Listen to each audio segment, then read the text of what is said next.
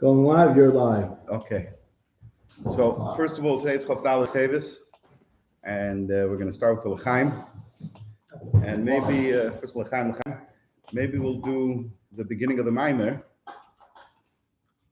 more a little bit of Farbrengen style. Okay. We'll do a review of what we learned in the Maimer until now. So again, the Maimer, this is the final Shir Mitzvah Hashem in this Maimer, is Margala B'Puma Derava. The Maimer was printed in English by Sichos in English, and it's a highly recommended Maimer. The Maimer is very,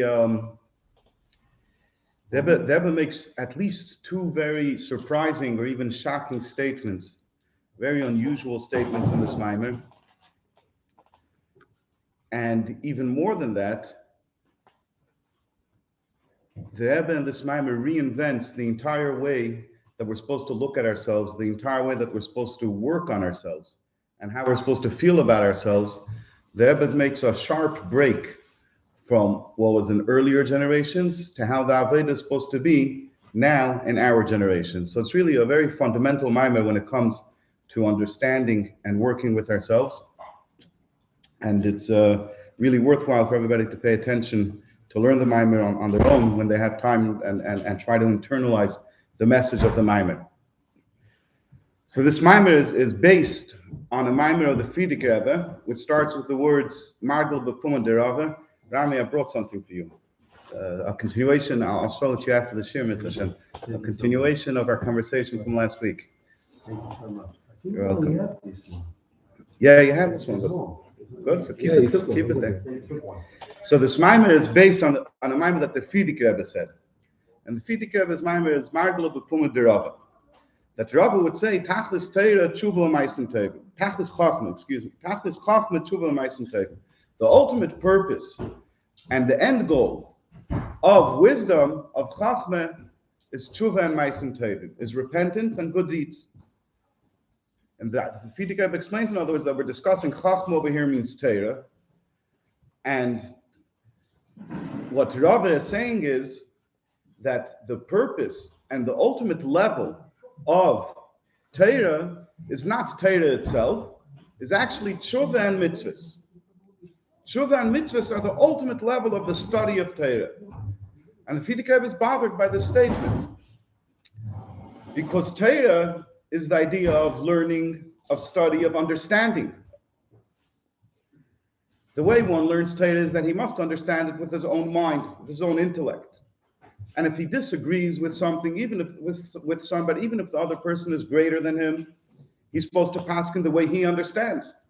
It's considered an Aveira for a Dayan to say that I understand the Gemara in this way, but because somebody else paskined otherwise, so I'll follow his psak. He's not allowed to do that. The idea of Torah is that you must understand it. And if you don't understand it when you're learning Torah, then you're not yet to the mitzvah of Torah. So the whole idea of Torah is understanding. Tshuva and Ma'asim Tovim is in the realm of actions. So it's bothering the Frierdiker Rebbe. What's the connection between action and understanding? They live in two different worlds. When you understand something, doing some action won't help you understand it better. And conversely, you don't necessarily have to have the understanding to do the action. And to prove his point, the Frierdiker Rebbe illustrates this point by saying that you see that many people do tshuva, even though they're not great or they're even very small in the understanding of Torah. You have simple Yidden whose heart is touched by the Eibishter and they're sensitive to their soul and they do tshuva. And then on the other hand, you have Yidden who are very great in Torah, who can understand Torah to a very high level, and nevertheless, their conduct in their day-to-day life is rather lacking. And the Frierdiker Rebbe uses this illustration to prove his point, to make his point, that seemingly there's no connection between Torah, between study and action. And therefore, how can you say that the ultimate level of study is action? The Frierdiker Rebbe describes these people who do tshuva with a great bitterness. That's the way tshuva was always done. Tshuva was done with a great bitterness. Why? Frierdiker Rebbe explains in his Maimer that the bitterness serves to reform the person, to change the person. When a person pays attention and thinks about the fact that he's so distant from the Eibishter, he doesn't dedicate himself to davening, he doesn't dedicate himself to learning, he's more interested in a piece of cake than he's interested in the Ein Sof that there is in Torah. He'd rather eat a piece of cake than sit down for 10 minutes even and learn Torah. When you say piece of cake, you mean the world's pleasure. I mean to say the world, and so on and so forth. When a person pays attention to where he's holding in this way, and in so many other ways, when it comes to his own pleasure or enjoyment in this world, he's willing to invest a lot of his time and his effort. When it comes to helping somebody else, over there, if he gives even a small amount, he considers it to be a very great accomplishment. On himself, he'll spend tens of thousands of dollars. On somebody else, if he spends $100, $200 on stock, he feels like, oh, I gave with an open hand. And so on and so forth. Especially in this moment, there's no need to focus on the negative. But when a person, just to bring out the point that the Fidik is making, when a person thinks deeply about his condition in life and how distant he is from serving the Eibster with his whole heart and with his whole soul, and perhaps is even distant from serving the Eibster even just in his actions, so it brings the person to a tremendous bitterness. And this bitterness causes the person to reform himself, to change his actions. He regrets what he is, and he changes who he is because he can't stand it. It bothers him so deeply that he becomes a different person. And that's the idea of tshuva that the Fidik Rebbe discusses in his Maimer. And this is the idea of tshuva that we have in so many places in Torah, and really the way tshuva was performed throughout the generations. And with this, the Fidik Rebbe explains the mystery in this Maimer Chazal that tshuva and Maisim Tovim are the ultimate level of Chachma. However, over here, the Rebbe makes his first shocking statement, an unexpected statement in the Maimer, which is, everybody knows that the Rebbe is the Mamala Mokim, is the continuation of the Fidik Rebbe and all the Rebbeim before them. And in every Maimer that I've come across, I don't know if anybody's seen this in another Maimer, every time the Rebbe discusses what one of the previous Rebbeim says, he shows a greater depth and a better understanding, a deeper understanding in what they said. The Rebbe sometimes makes his own addition to what they said, but it's always in line and a continuation of what the previous Rebbeim said. Over here in this Maimer, twice, the Rebbe breaks with what? First, the Rebbe breaks with what the Fidik Rebbe says, and then the Rebbe breaks with what the Alter Rebbe said. Over here, the Rebbe breaks with what the Fidik Rebbe said. The Rebbe says, the Fidik Rebbe said that tshuva, b'merirus is the way that he describes tshuva. And the Rebbe says that in our generation, unfortunately, we cannot do that. The Rebbe says our generation is the last generation, not just the final generation before Mashiach comes. In other words, we're the closest to Mashiach. On the other hand, we're also the last generation. We come after all of the generations that came before us. In other words, we are lower than them. Whatever they had, we have a little less. And like this, generation after generation after generation, we get smaller and smaller. And we lose much of what the generations before us had, until it came to a point in this generation where even just emotional strength we don't have. Whatever the explanation for that is, but everybody is aware that this generation is very poor in emotional strength. People are destroyed. People walk around with traumas in them that in earlier generations people were able to overcome, maybe even didn't notice them. And in our generation, people are completely crushed. And the Rebbe says, in such a generation like ours, this is what the Rebbe says, that in such a generation like ours, we cannot allow ourselves to be bitter or to be sad. Instead, we need the opposite. We need extra encouragement and extra strengthening. And therefore, tshuva must be done b'simcha. Tshuva must be done b'simcha. So the whole Maimer that the Rebbe speaks, if you look in the original Maimer of the Fidik Rebbe, it follows more or less the same Maimer as the Fidik Rebbe. It follows the same lines. However, the Fidik Rebbe describes tshuva in his Maimer as being bitterness. And the Rebbe changes that and converts that into happiness. So he basically said a Maimer of the Fidik Rebbe, but instead of showing a greater depth in the Maimer of the Fidik Rebbe, the Rebbe changed a part of the Maimer, which is it's almost unheard of. And again, the Rebbe is saying this not because Chas V'Shalom he disagrees with the Frierdiker Rebbe, but because of the generation that we live in. The times have changed, and we just can't do what was done in the previous generations. And the Rebbe, being our Rebbe, gives us another path in coming closer to Hashem. So what does the Rebbe say? The first point is that instead of bitterness, which like we explained earlier, the bitterness serves a very important role. The bitterness is what changes the person. If a person has a bad habit, he's a procrastinator, or he's a perfectionist, or he's on the other side of the spectrum, he doesn't pay enough attention, he doesn't deliberate even a teeny amount before making a big move. He's a pazis. I don't know how you say a pzizus. A what? A pazis in Lashon Kodesh, you would say pzizus. But he just jumps around very fast without making decisions, without thinking about his decisions and the consequences of his decisions. Impulsive. He's very impulsive. Whatever it is, it's more quick. He's too quick. No plans. That's impulsive. So Lawson. That's impulsive. Reckless. Okay, let's use reckless, even if it's not with puzzles, but let's use reckless. So somebody is reckless. Dictionary says reckless. So somebody who has recklessness in him, right? So whatever side of the spectrum, or somebody who has depression in him, or somebody who has the opposite of depression, somebody is too happy. What does it mean too happy? In other words, happy in an unhealthy way. So how is he going to fix himself? How's he going to fix himself?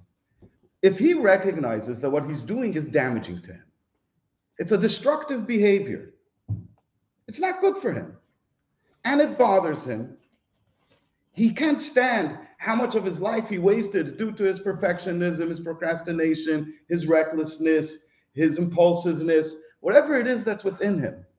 He recognizes that, his depression, he starts hating it. And he starts hating that part of himself. And he starts viewing that part of himself as the enemy. He says to himself, every time he notices this behavior, he says, you're my enemy. You're my enemy. You hate me. You want to destroy me. I think I mentioned this once in the Shir. Rabbi Wolberg says that he finally quit smoking when he was able to realize that the cigarette is his enemy. When he knew that the cigarette, he knew all the studies, he knew all the data, he knew all the facts. He tried many times and it didn't work. Until he didn't feel within himself that the cigarette is his enemy, he couldn't let it go. Because despite everything that was going on, inside him he felt, but my cigarette is my friend. Yeah, it's unhealthy, but he's my friend. When he realized it's my enemy, so then he was able to let it go. So it's a very important step. It's a very important tool to change a person's way and to improve himself, is this idea of bitterness, of not wanting to be what I was, and thereby changing myself and moving myself. So the Rebbe says, what are we supposed to do if we find ourselves in a situation where we recognize and acknowledge that there's a lot in us, a lot in us? A person realizes that he thinks about himself constantly and about the Eibishter maybe once a week, maybe once a month. He stops and thinks, what's my place in this world? What am I doing? What does the Eibishter expect of me? He thinks about the goodness of the Eibishter, what the Eibishter gave him. And all matters relating to the service of Hashem. So he realizes where he is and he wants to change himself. What's he supposed to do?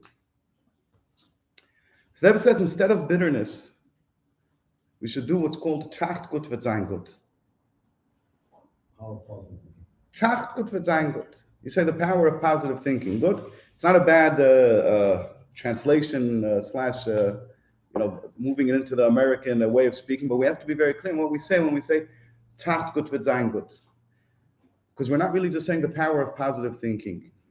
Right? Usually when we say the power of positive thinking in America, it's understood to mean that when somebody thinks positively, he'll be in a better mood, he'll be more energetic, he'll think clearer, and therefore he'll make better moves. But we're not talking about that over here. We're talking about over here about a person who has to transform himself.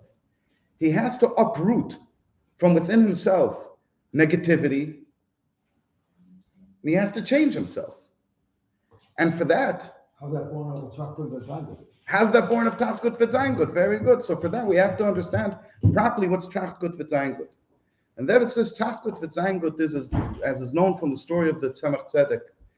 And I believe that if I'm getting the details of the story wrong, it's only in a minor way. But the basic outline of the story is that there was a chassid whose son wasn't feeling well. And the doctors had completely given up hope on him. And things were moving so fast, and he was a big chassid, but he didn't even realize that he should be going to the Tzemach Tzedek. And one of his friends told him, go to the Rebbe. I think he even said, what's the point? There's no hope. The doctors say it's all over. He said, go to the Rebbe. And he went to the Tzemach Tzedek.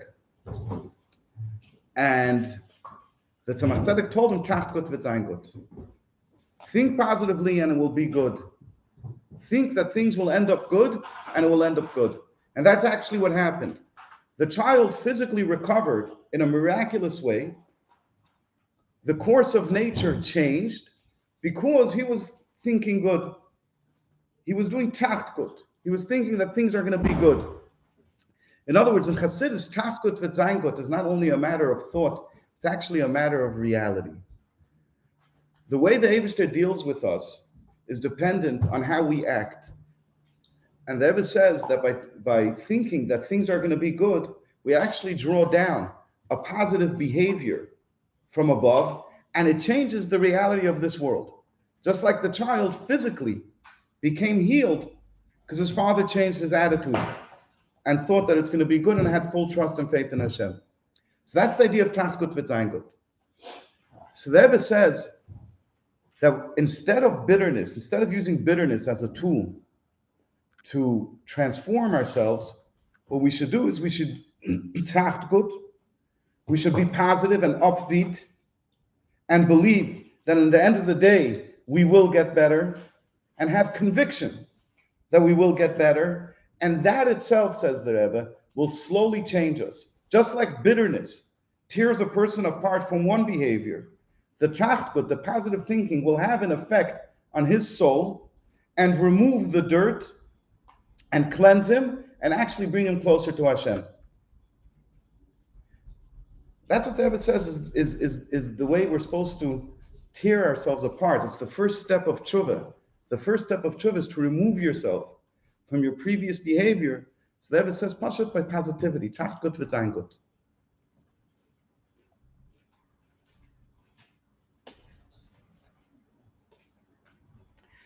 And the Rebbe says, the Rebbe makes this point very, very clear. He says that already in the times of the Alter Rebbe, the Alter Rebbe already said that it says, V'chatasi negdi samid, that my sin, David Melech says, my sin is always before me. The Alter Rebbe teaches, my sin is always before me, doesn't mean that he always sees it right next to him. In other words, that he constantly keeps in mind his ungood ways, his not good ways, but rather that it's negdi. The Alter Rebbe says, those negative parts of us, those parts of us that come from the Yetzer Hara, from the Nefesh Ba'amis, that we're unhappy, that we're not happy about, we should keep them at a distance. We should see them, negdi. Negdi is better understood to me, not close to me, I see it, but it's opposite me, it's distant from me and I see it. So even then, already a few hundred years ago, the Alter Rebbe says that a person should not focus on what's not good with him. It should be distant from him. However, much more than that, the Alter Rebbe says that when a person does tshuva with bitterness, he's actually doing a lower level of tshuva. He's doing a tshuva tata. It's not the highest level of tshuva. If a person could somehow do tshuva b'simcha, do tshuva with joy, that's already called tshuva ilah. That's already a higher level of tshuva. So the Rebbe points out, I will talk about the explanation further in the Maimer, but the Rebbe points out that actually doing tshuva b'simcha, doing tshuva with joy, is actually a much higher form of tshuva than doing tshuva with bitterness. And this the Alter Rebbe discusses in Igeres HaTshuva. You're going to ask me in Igeres HaTshuva, the Alter Rebbe says that you can only do tshuva ilah after doing tshuva tata. That first the person has to break himself, break all of the not good that's in him. And only then can he approach tshuva ilah. Says the Rebbe, in our generation, after we've experienced so much pain and torture and horrors, the different things that the Jewish nation went through, this pain refined us as a generation, as a nation. The entire Jewish nation is now more refined, and therefore we are capable of approaching tshuva ilah. We are all capable of it. Even if in earlier generations, we had to first reach down to Tshuva Tato before we could step up to Tshuva Ilah. So that's the first thing. Furthermore, the Rebbe says, and here's the second shocking statement in the Maimer, that the Alter Rebbe says that the proper time for bitterness is once a week. In other words, if it happens at other times, then fine, but the proper time for it is once a week, which is Thursday night, like Shimon said. Thursday night, Leil Shishi, before Shabbos, as a preparation for Shabbos. So then is a good time for bitterness. So the Rebbe says that if you look at it generationally, where we're holding today in the Shis Alfishnin, in the 6 millennia, that each millennia is corresponds to a day of the week. So we are now in the middle of the 6th day, right? Because it's 50, 57, 83, right? But we don't. We started from year 0. So when we got to year 1000, that's when we entered Monday. When we got to year 5000, that's when we entered Friday. And within that, we already passed the night time of Friday, because in Yiddishkeit, the day starts from the night.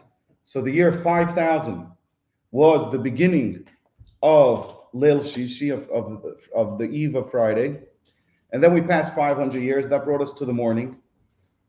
So that was the year 5500. And then another 250 years later, in other words, 5750, was when we passed over to Achar Chatzos, Friday after midday. In other words, it's Erev Shabbos after Chatzos. The Rebbe said this Maimer just 4 years before that. It was already that era. We were already entering into that era, and certainly now we're in that era. So now, as a generation, in the long march of history, where we're holding now is Erev Shabbos after Chatzos, and the time of Erev Shabbos after Chatzos is a time for simcha, for happiness. The time for bitterness has already passed. And therefore, even though the Alter Rebbe discusses the important role that bitterness plays, the Rebbe says that in our time, it's not the time for it. Just like it's discussed, it's very important to say Tachnun every day, but Shabbos is not the time for Tachnun. So too, the Rebbe says this, that the Alter Rebbe discussed in Tanya, the bitterness of the past, is not for now. It's not for now. Now is the time for pure joy, only joy.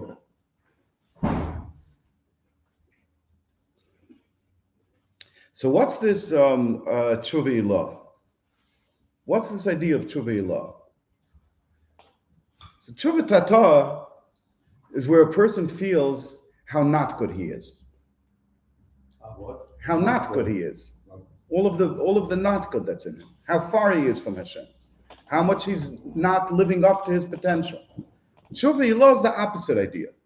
Tshuva Ilah is when a person realizes, when a Yid realizes how special he is. How he's close to the Eibishter.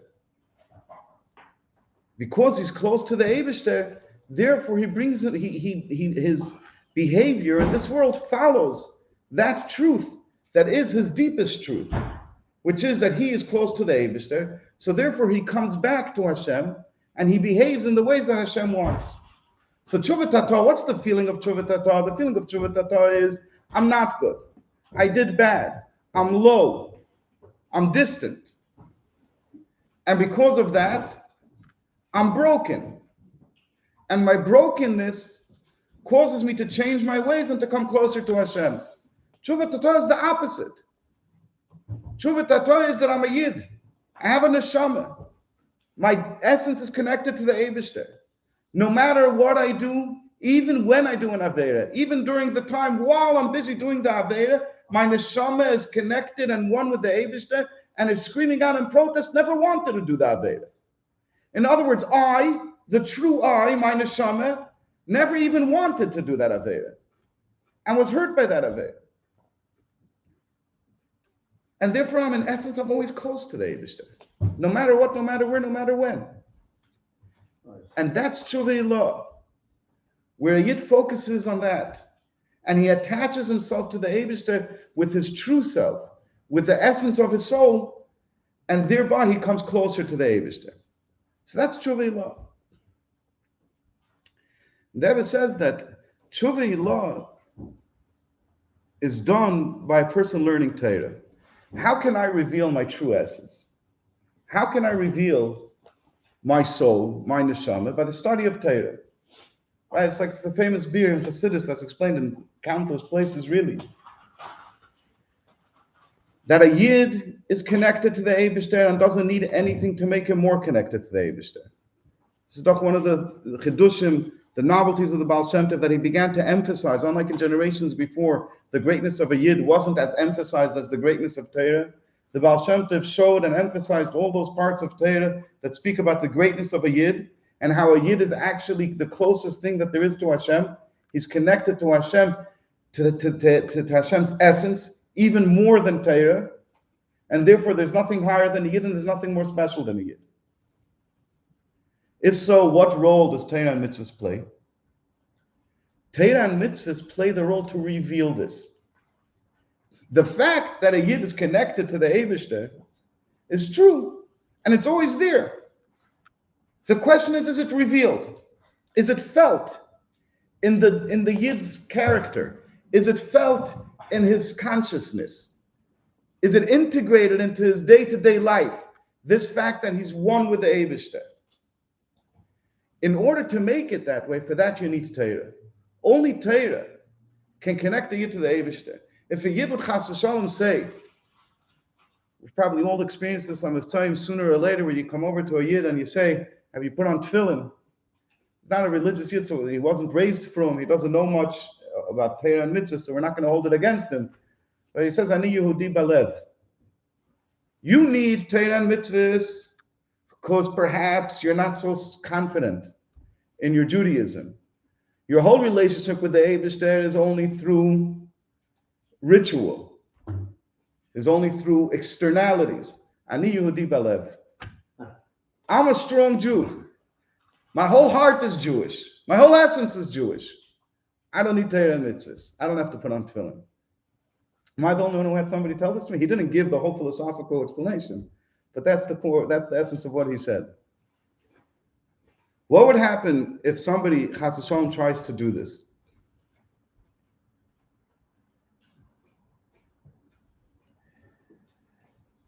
He's not going to be connected to the Eibishter. Why is he not going to be connected to the Eibishter? His neshama will taka be connected to the Eibishter. But now we want to make that his guf, his body, his entire lived being should be connected to the Eibishter. What are you going to do to connect to the Eibishter? The Eibishter is so great. The Eibishter is so high. How are you going to connect to the Eibishter? You're going to make something up. You're going to sit and meditate over the fact that I have a Jewish heart. Who cares that you meditated? The Eibishter is infinite, is beyond the world, is beyond anything. How could you possibly reach the Eibishter? What could a limited human being do to connect himself to the Eibishter? And the answer is nothing. Nothing. If all the ants of the world got together and decided that they want to crown a human being as king, and they go over to you and they start bowing, and they even start building little structures, and they say, look, the gift we brought for you, please be our king, please connect to us, love us, govern us, take care of us. It's not going to work. The person is not interested in ants. There's no erech, there's no relationship, there's no connection at any level between a person and an ant. How much more so it is to the Eibishter. So what could a person do to connect himself to the Eibishter? The answer is, what could he do? He could do nothing. The only thing that connects a person to the Eibishter is what the Eibishter said. The Eibishter gave us his Torah. And the Eibishter said that through learning my Torah, you'll be connected to me. The Eibishter gave us his mitzvahs. And the Eibishter said that by doing my mitzvahs, by performing my mitzvahs, you will be connected to me. So now when I do this mitzvah, I can connect to the Eibishter. Not because what I'm doing is so great. Because again, if you're talking about what's great, to the Eibishter, nothing is great. It's because what I'm doing is what the Eibishter told me. And therefore, with this, I can connect to the Eibishter. There's a mashal that's brought on this. That it's only a mashal, it's a partial mashal for this. There's a mashal that's brought for this. If you think about a great chacham, Yeah, however you want to envision, whatever speaks more to you. You can either think about Rabbi Hillel, or Melech Tzwiebel, or Einstein, or whoever you have to use a Chacham Gadol. We won't say Lahavdil because Einstein is a Yid. What's the connection between him and the janitor who cleans his office?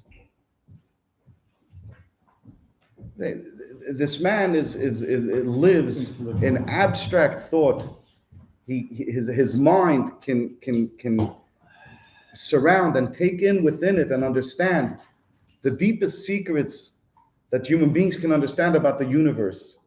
He can imagine theories. I mean, he's beyond anything.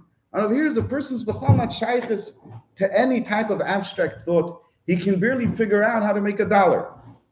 He can barely figure out practical thought. Never mind abstract. So what's the connection between these two people? Nothing. However, what happens if the great chacham, if the great wise man asks the person, can you please get me a cup of water? He needs a cup of water. Ask, can you get me a cup of water? He spoke to him.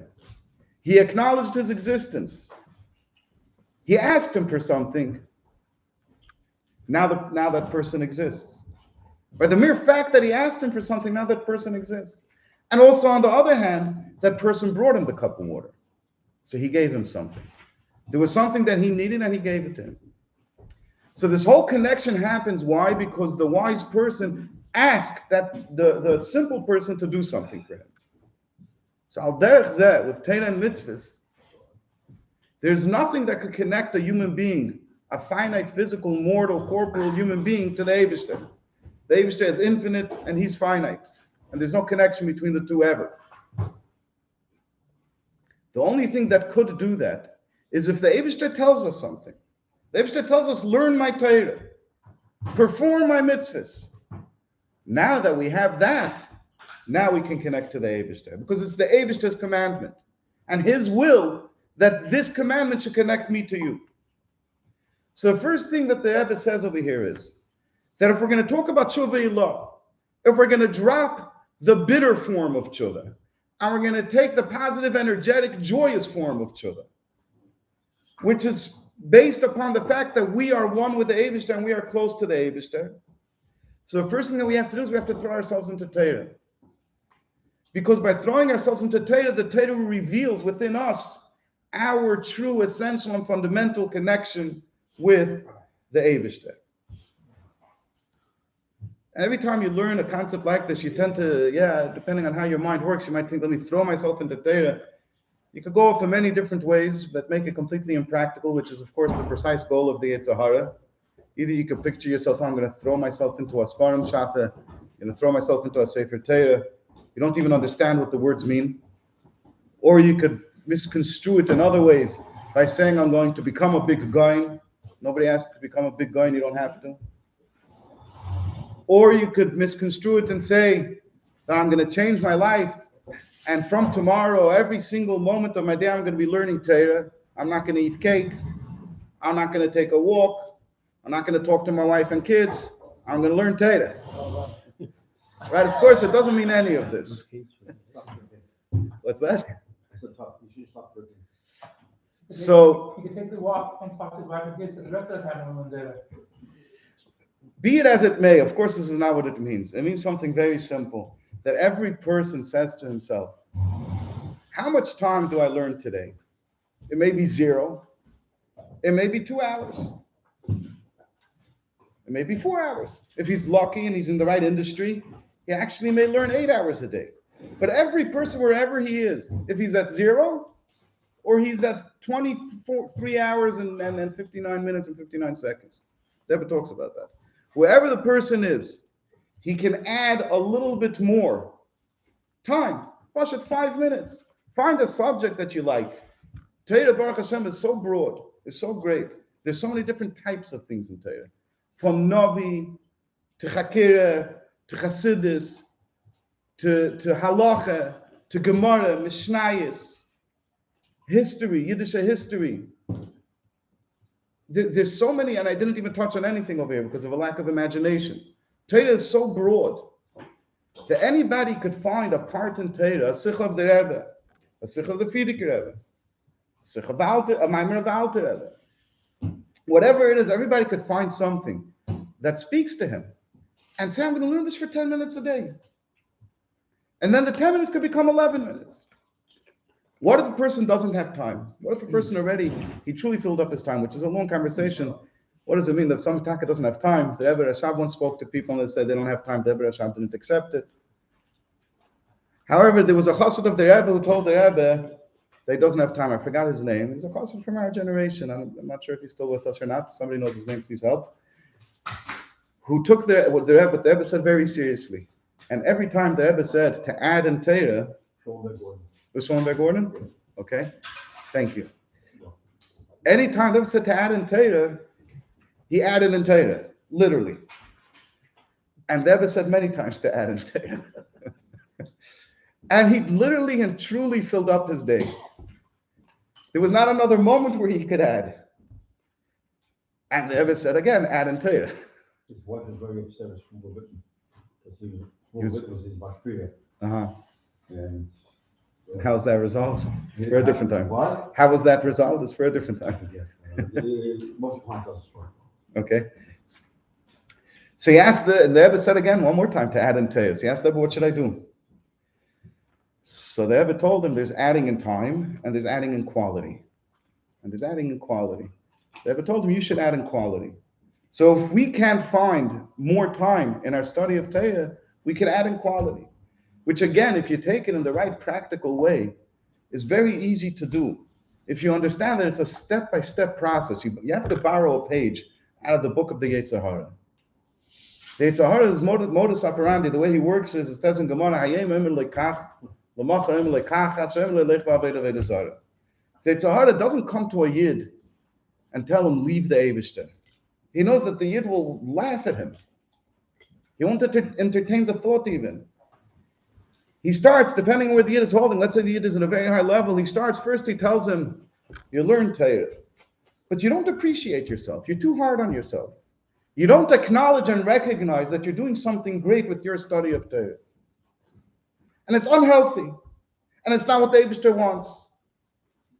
Really, you should respect yourself just a little bit for the honor of Torah. You should think good of yourself. It's going to bring you to better places. You're going to be more energetic. You're going to be more generous with other people. And like this, instead of learning Torah with an absolute bittul, the Yetzer Hara convinces the person to bring in his own yeshus into the picture just a little bit. And then the next day, he tells him something else, until after hundreds and thousands of times that the Yetzer Hara works on him, the person could find himself in the situation that the Frierdiker Rebbe describes of a big goyin, a massive goyin, who would sit without a yarmulke, wouldn't keep Shabbos, would party with the pritzim, and he would sit with his dog next to him and a cigar in his hand, and he would learn Torah, one of the biggest goyinim that ever existed. Is that the Chaim Rappaport story? That's the Chaim Rappaport story, yes. So that's what could happen to a person. The example of speaking good about himself, did I ever get that example? We were talking about it earlier, yeah. So if we borrow a page from the Yetzer Hara's book, and we say, I'm going to add in my quality of learning just a little bit of my quality of learning, that will slowly start making a change to the person. And this is something that every single person can do. If you learn Tanya, try to pay attention. Maybe not when we're in Geras HaTshuva or Geras HaKodesh, or Shari Yichud V'Amunah, but now we're in the earlier parts of Tanya. Pay attention, just a little bit. In Chumash, take one pasuk, try to understand that pasuk better. A Rashi, try to understand it better. Learn a Mishnah once a week. Erev Shabbos, make a Seder. Erev Shabbos, when we come back from mikveh, open up a Mishnah, I take a Mishnah, I learn it. Whatever it is, it's so easy, really, if we're practical about it and realistic about it. And then we do it again and again and again. Before you know it, Kavitz al Yad Yesi, Yikabitzain, I think, I can't remember the expression, but you end up with a massive fortune. And this, putting ourselves into Torah, is what reveals our connection to the Eibishter, and is what enables us and empowers us to do tshuva out of joy, with the simcha tshuva ilah.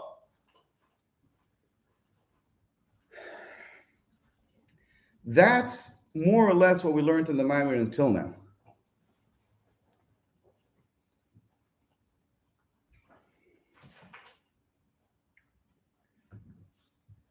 And in the end of the Maimer, the Rebbe goes into more detail and really describes to us the true connection that a Yid has with the Eibishter. And with that, the Rebbe explains the connection in the Maimer Chazal of Tachlis Chachma, Tshuva Maisim Tov.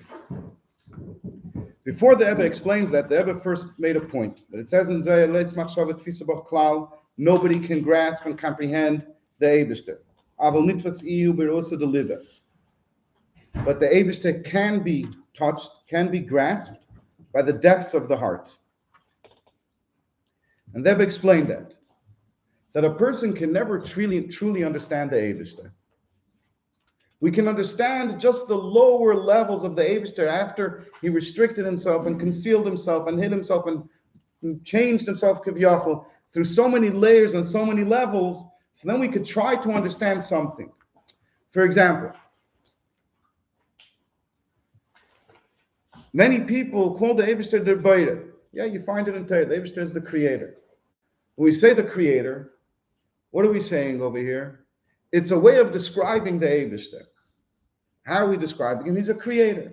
And when we say a creator, automatically we understand a few things. We understand that the Eibishter isn't a human being. A human being has a beginning and has an end. A creator doesn't have a human being, or doesn't have a beginning or an end. A creator, a human being needs somebody to create him. A creation needs to be created by somebody. A creator does not need to be created by anybody. So by calling the Eibishter creator, we've gained some measure of understanding in what the Eibishter is. This is called Yediyas HaShlila. We understand what the Eibishter is not. And because we know what he's not, therefore we know a little bit better what he is. We don't truly know what he is, but because we can well understand what he's not, so we gain some understanding into what he is. For example, what we said before, since we understand that the Eibishter is not a human being, he does not have a beginning and he does not have an end, so now we have something in the Eibishter. He's not something that has a beginning and an end. Since he's not a human being, he does not have anything that created him. So therefore we understand a little bit of the Eibishter. The Eibishter is a type of thing that was never created and therefore never ends. The related points, the related ideas. Like what we have in the Rambam, in the beginning of the Rambam in Hilchos Deis, the Rambam says over there that the Eibishter is not limited to any one place or to any one time. The Eibishter finds himself in all places and at all times equally the same. And the Rambam explains why. Because the Eibishter doesn't have a body. He's non-corporeal, if you wish. He doesn't have a body. And time and place are artifacts of bodily existence, of physicality. Since the Eibishter is not a physical existence, so therefore he's not limited to time and he's not limited to place. So again, because we understood what the Eibishter is not, that the Eibishter does not have a body, he does not have a physical body, so therefore we understand a little better. He's not limited to time, he's not limited to place. But do we understand the Eibishter better? Do we positively actually understand the Eibishter? What is this type of being that's not limited to any time or place? Something that exists. These are the hardest ideas to understand. We can't understand them. And even if we try to go higher in Chassidus and learn deeper in concepts and ideas in Chassidus, we still, the Rebbe points out, we will never understand anything of the Eibishter. Just the lowest, most external levels is all we could get. The essence of the Eibishter we can't get. However, there is something in the Yid that can touch the essence of the Eibishter, and that the Zohar calls the Re'usa de Liva, this deep-seated feeling that exists, that lives in the heart of a Yid, that can touch the Eibishter. How does that work? So this is where we're holding in the Maimer. Which page? Page 35. Yeah, There's not much left to the Maimer, and there's also not much time left, so we will try to move. Okay. Ve'inin bezehu. Yeah. Ve'inin bezehu. Is this in contrast to what we say in Parak 4 and 5? Of. Kind of. It's not in contrast. It's giving context to it. Here you're saying, there says, "Keep guys So then you grab whatever we're capable of grabbing in the Eibster, whatever we're capable of comprehending and grasping of the Eibster, we do through Torah. However, what we can grasp and comprehend is very low. Is only the lower levels of the Eibster. It's not the essence of the Eibster. Even higher than that, but it's not the essence of the Eibster.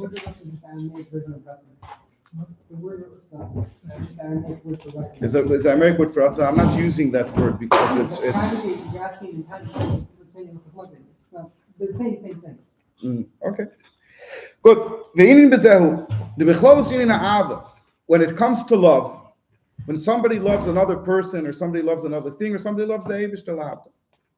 The service of the Eibishter through love is the primary service that the person is supposed to perform. There is no service to the Eibishter as the service of love. There's two levels. In other words, there's two types of love, one higher than the other. There's one level of ava, one level of love to the Eibishter is when a person meditates and thinks deeply on the greatness and the transcendence of the infinite light of the Eibishter, and he appreciates the goodness and the greatness of it, so he begins to love it. You love what's good. And when he realizes the good in the greatness of the Eibishter, so he loves the Eibishter. And then there's a second, much higher level of love. Then there's a love that is not dependent on my limited ability to understand the Eibishter. There's a love that comes from a higher place. It's higher than intellect. It's higher than what I can understand. This is what's called this Re'usa Deliba that the Zohar talks about, this deep feeling in the heart, if you want to call it a will, or if you want to call it a yearning, a desire, that's found in the heart of a Yid. Through this Yesh Tfisa, this can't touch the essence of the Eibishter. Why? How can it touch the essence of the Eibishter? We explained earlier that a person is limited, and he can never touch and reach the Eibishter. What are we saying suddenly over here? Now there is something within a human being, a finite human being, that can reach the infinity of the Eibishter, the Ein Sof of the Eibishter, and not only that, the essence of the Eibishter. How is such a thing possible? So he gives a marshal for it.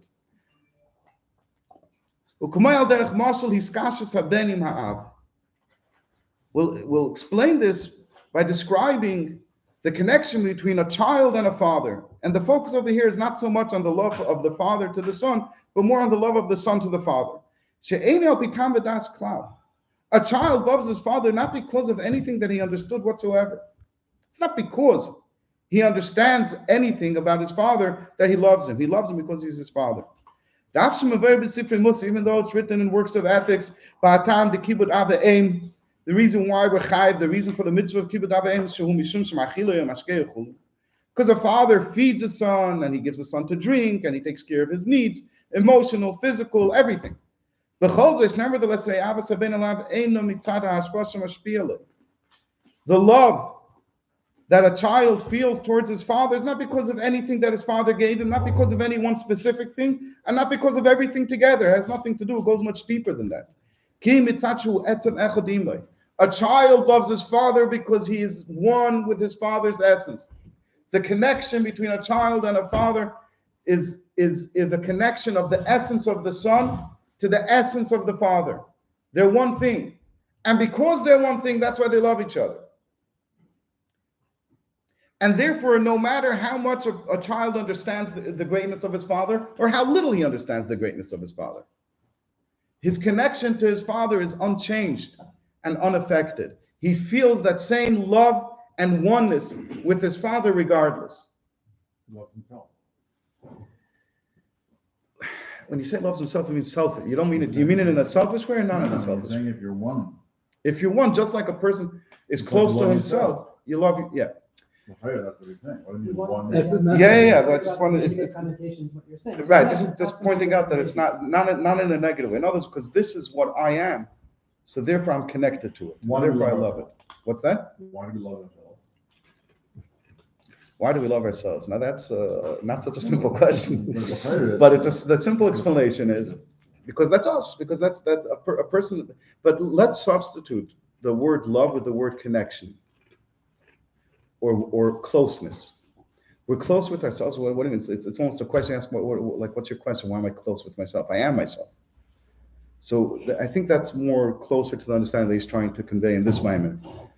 That just like a person is close to himself, he's one with himself. I mean, it's not this kind of like why are you even asking like how could that be? So it's the same thing is true with his father. That he's one with his father. He's close to his father. He's connected to his father in the same way. That's what I'm trying. I guess what I'm trying to say is that if you say that the Abba is because they're the etzem one, then just like you love yourself, you love your father. Yes. No, it's correct. It's correct. It's just usually when some, you know the story with the fish. I'll tell you. Yes, you know the story with the fish. No.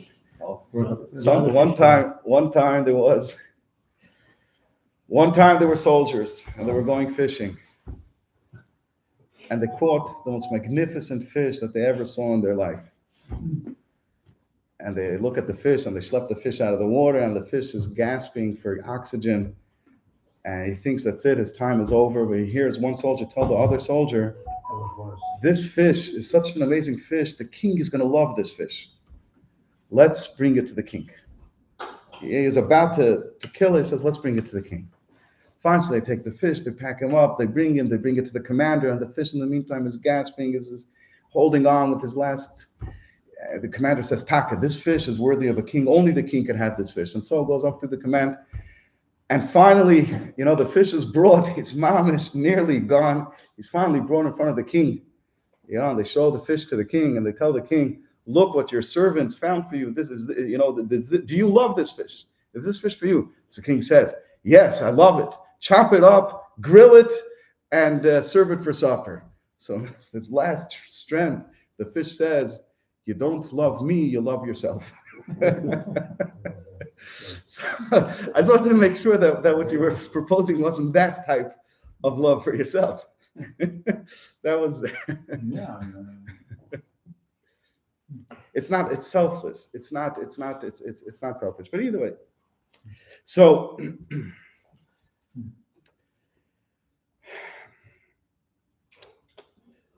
So that's the connection between a child and a father.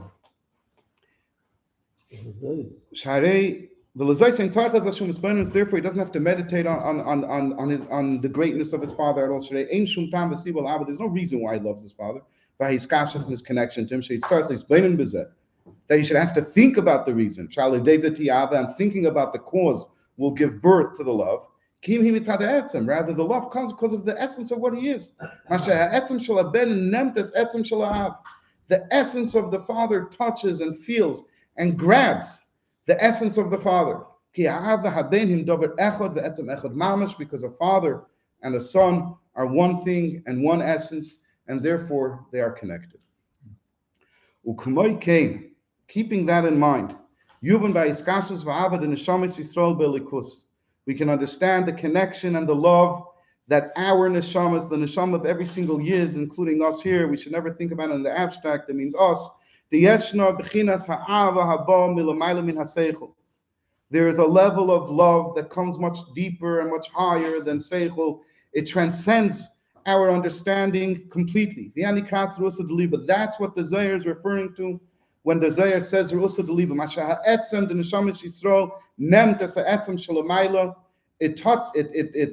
it grasps and reaches the essence of the Eibishter.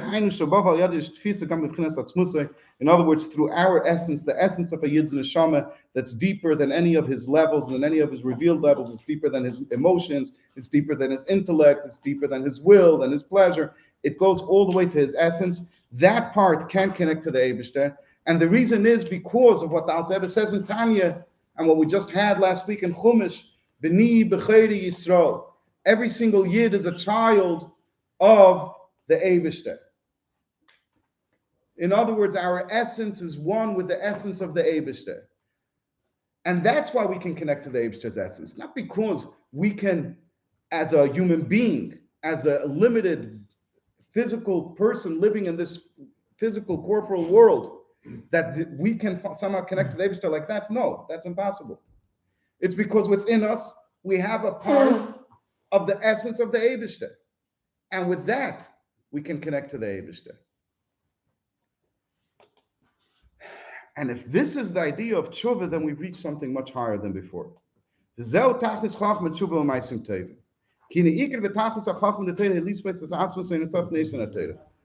this, we can understand why we say that the ultimate level of Torah is tshuva, is repentance, is returning, very important in this moment, not to touch tshuva, repentance, but rather coming close to Hashem, umaisim tevim and mitzvahs. What's the highest level of Torah? Understanding the Gemara a little better, raving about the depth of this going, of that going, of the Rashi and the Teves, understanding it, understanding the beauty, the poetry in Az Yashir. Chas v'shalom, that's what Torah is all about. Even David HaMelech was punished for saying Zmiris Karislu, where he wasn't talking about the type of greatness that we see in Torah. He was talking about the greatness that he saw in Torah, like the Alter Rebbe explains it in Negeres HaKodesh, whereas in Kutz Sachin. That's not what the highest level of Torah is. The highest level of Torah is to connect to the giver of the Torah, is to connect to the Nation of Torah, to the Eibishter, to the essence of the Eibishter. That, how are you going to connect to the essence of the Eibishter? By your limited understanding. Rather, if you allow Torah to reveal the essence of your soul, now you've revealed the essence of Torah as well. And that's why the ultimate level of Torah is tshuva and ma'asim tevim. Because through the Yid connecting to Torah, it reveals the essence of his soul. It shows how his soul is connected to the essence of the Eibishter. And now he can connect to the light that's in the Torah, not only to the light, but to the source of light that's in the Torah. In other words, to the Eibishter who's in the Torah.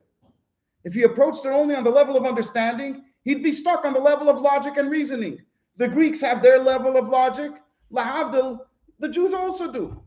But if he connects to it at the level of the essence of his soul, because he did the tshuva law, he revealed how he's a child of the Eibishter, and therefore he's one with the Eibishter. Now when he learns Torah, he's learning the Eibishter's Torah. He connects to the Moir, to the source of light, to the Eibishter who's in the Torah.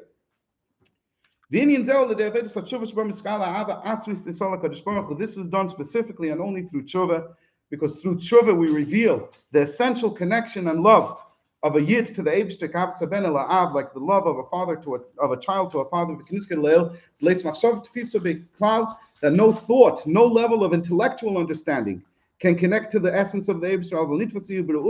However, the depth of the heart, the essence of the Eibishter that's within the depth of a Yid's heart, the core of his neshama, that can connect to the Eibishter because it's one with the Eibishter. The essence of the Eibishter can only be touched through the essence of a Yid, which is one with the essence of the Eibishter. And therefore, through first doing tshuva, so then when you learn Torah, now that you did tshuva and you revealed your essential connection to the Eibishter, so now you can also reveal the deepest level, the ultimate level in Torah, which is the one who gave this Torah, the Eibishter in the Torah. And furthermore, we're going to not really explain this part. Not only that you connect to the essence of the Eibishter, you become one with the essence of the Eibishter. So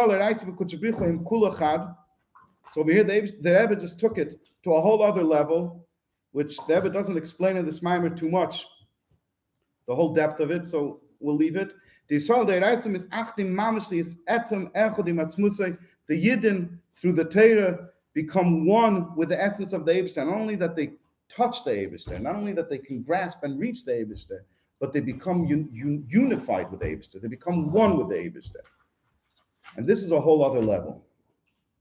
Perhaps at a different time we could try to maybe get into this sugya. Because it seems to me that it's one of the main points of the Rebbe in this Maimer. That this is the mile of Tshuva Ilah, the way the Rebbe explains it. Lagabi, never mind Lagabi Tshuva Tata, but even Lagabi Tshuva Ilah, the way the Alter Rebbe explains it. You become one with the Eibishter Mamash. In other words, when you combine Tshuva Ilah with Torah, which Alter Rebbe already explains in Tanya, but when you allow that, becomes one thing with you when you learn it. So there's ein yichud but there's- k'mayo. There's no that goes achos back to on what Chaim was saying. But there's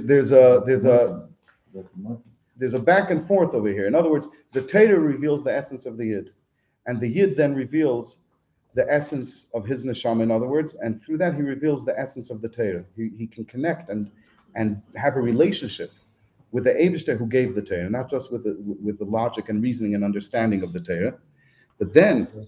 So this is a level different than our Tanuk. Ooh, I'm not an expert in Ava B'Tanugim. Can you describe Ava B'Tanugim, and then maybe we can try to discuss it? No, I mean it.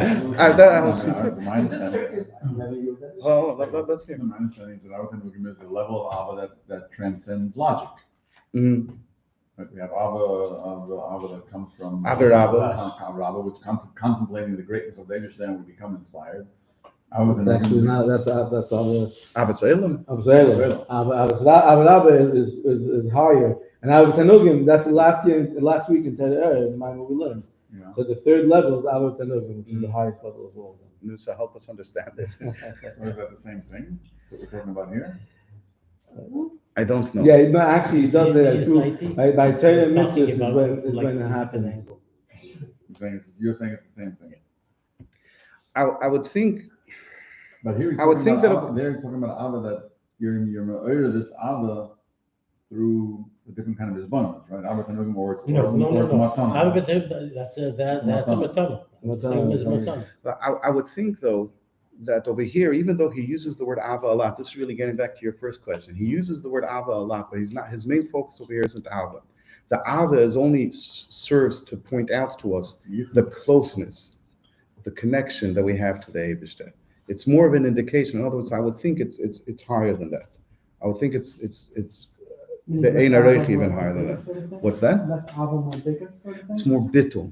It's more becoming one with the Eibishter. You lose any. Ava like a Shaykh Lazur sort of thing. This is- Ava is first of all a Shaykh Lazul. Second was Zegesh Mishayev. Even Ava B'Tanugim is the neshama. What's that? It's supposed to be not Yesh Mishayev. Ava B'Tanugim is not Yesh Mishayev. Yeah. So what's loving? The neshama has to love.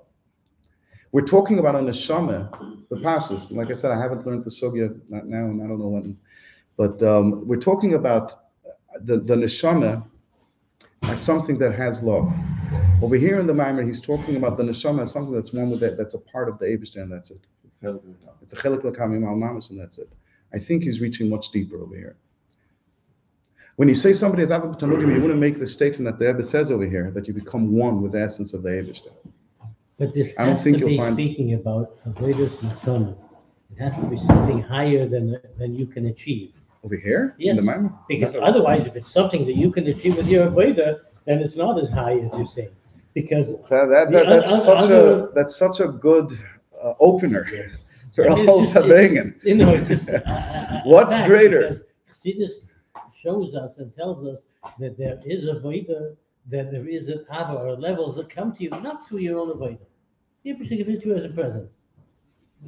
If you reach this only through your avodah, you have not that high as that. So it's not like being one with the Ibisha then is higher. You're saying that it's not. I think what he's saying It here can't is that the Torah makes a difference. It's like I said, it's a good opener for a long Farbrengen, but a very deep concepts that have to be well thought out. But if that's true, what you described is true. But if what you're saying that it's the ultimate level is true, Ultimate level. that's the ultimate level, something that's given from above, not the work of a simple yid down here in this world, then you have to ask yourself, why is the Eibishter wasting his time with us human beings? Why? If the ultimate level is what's given from above, then why did the Eibishter make this whole system? Why does the Eibishter want us simple people Okay. to put on Let's tefillin, understand to it wear with tzitzis? another question. when you get too deep over there. Let's see. Go deep. It's okay. Okay, so the difference. But the Farbrengen is supposed to start with the Hillel. It's not. A yid, what is the greatest thing a yid can do? Can help another yid. To do a favor for another yid. For that reason, he'll come in this world. That's right. It's the greatest thing. So if a yid is ready to be Moshe Nefesh, that means I could do something. I mean, it is shaykh mitzvahs. We won't get into the mitzvahs that you could do something neged halacha in order to do a favor for another yid. You're really willing to sacrifice yourself, the gashmis uberuchnius, in order to benefit somehow another yid. That's also a tremendously great level. And it's not involving necessarily, I mean, I guess maybe the source behind it can be said to be a habit for the Eibishter, but you do it even though you're certainly not loving yourself, because you're sacrificing yourself. You're doing it because that's what the Eibishter wants. And that's all. And the point you're making with that? I forgot Awesome. one. We're trying to, we're discussing what's the higher level of Aveda, either something that's granted from above, Okay. or the Aveda of the Yid from his This own. is an even higher, a deeper level of Aveda. What the Yid does on his own. You're giving, you're illustrating that, yeah, go ahead. Two elements. One is the Matara, why they should create the world, and so on. And that's the avodah that he gave us. He wants the avodah, and he wants the avodah, and he has a no from the avodah, all of those things. But that doesn't mean that the avodah is the way that you can get to the highest level. Just because the Eibishter wants you to do this doesn't mean it's the highest level. It's not a stira. It's not a stira. That's a great point. I agree with you. What I makes like it the that. highest level? I won't have, Huh? What makes it the highest level? What's your get it from making something a high level? Let's roll back even on another level, right? So we say, what the Eibishter doesn't need, the Eibishter cares whether you shut like this or you shut like that, right? What does that mean? He gave us a prayer, he gave us rules. What do you mean he doesn't care? If he didn't care, why did he do it? it's explained. I could tell you, what I could tell you clearly is, that it's explained in many mamarim of the Rebbe. One that comes to mind now is my Rabbi Toshin Lamed Ches. But many mamarim of the Rebbe, that the opposite point, that even though the level of a tzaddik is a matana milamayla, it all comes from revelations from above, nevertheless, when we're talking about the essence of the Eibishter, which happens to be what we're talking about here also, levels disappear, they melt away. There's no such thing as levels. Levels is all in revelations, it's all in Giluyim. It's after the Eibishter, so to speak, let something come kivyochel outside of him, outside of his essence. In levels, your point is correct. In levels, what comes from above is higher. But if we're going to talk about the essence of the Eibishter, that's dafka, the physical yid down here in this physical world, is the only thing that can ever approach it. In my Rabbi, the Rebbe discussing about the minim lach nishmesein shel tzadikim. The Rebbe says that the Rebbe explains over there that the true understanding of the Mizitcha Maggid's explanation over there is that the Eibishter wanted the Aveda of physical yidden and physical bodies here in this world, not the neshamas, which he already had b'minimlach. Before the world was created, he already had b'minimlach. So the Eibishter already had the tainug of nishmeseim shel Yisrael l'mayla. Nevertheless, that's not what touches kivyachol, the essence of the Eibishter, the depth of the Eibishter. What he really wants is the physical yid and the physical body doing his simple aveda down here in this world. That's what the Eibishter wanted. So that's okay. Akoponim.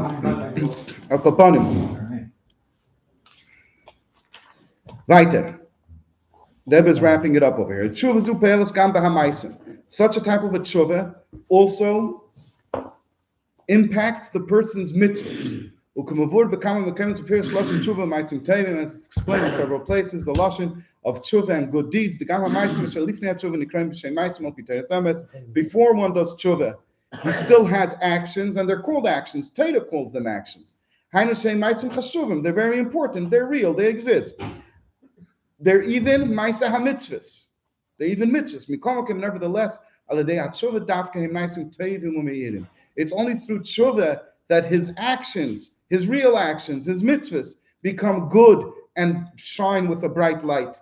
That the light of Torah shines from within them, until even the source of light, in other words, the Eibishter and the essence of the Torah, shine through the mitzvahs.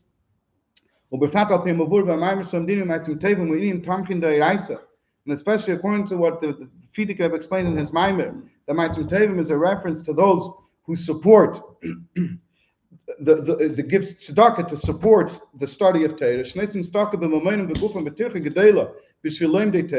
That they give tzedakah side from their money and side from their efforts with great exertion for those who learn Torah, to support the study of Torah here in this world.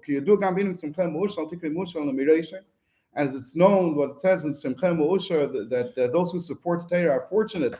So a deeper understanding of Pnimis Yanim is that actually those who support Torah get a connection. Mereisha, they're actually connected to the essence of Torah even higher in a way than those who just learn Torah. That through tzedakah for Torah, they actually connect now to a deeper than Torah itself. They connect to the source of the Torah, to the light that's within the Torah. So in short, this is also why the ultimate level of Torah is Maisim Tevim, because again, when one does mitzvahs and does mitzvahs through his tshuva, through revealing the essence of his soul, and especially when he gives tzedakah for the sake of Torah. So this then reveals within Torah the essence of the Torah. This is why Chazal say, that tzedakah is great because it brings the Gula closer. And especially according to what's explained in time of the medicine and that through giving tzedakah, a person gives the life that he could have gotten for his own soul, for his own self. He gives to tzedakah. So when a person gives tzedakah, he transforms. He takes all of his energy and all of the energy of the world that was involved in this money that he earned, and he brings it to the Eibishter. So too may it be for us that through the service that the Rebbe discussed in this Maimer, we come to the Geula Mitzvah Shlema,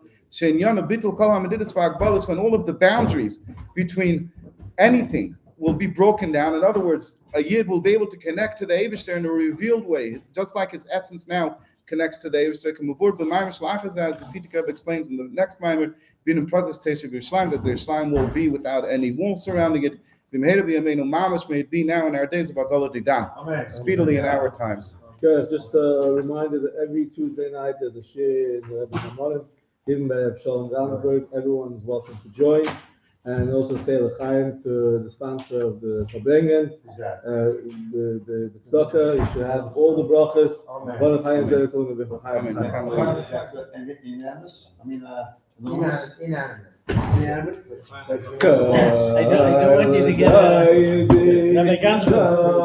don't want you to get a swell head, but I enjoyed it very much. I like you.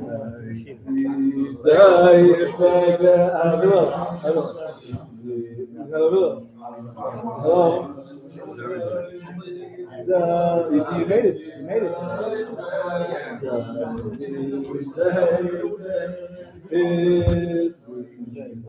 He had something.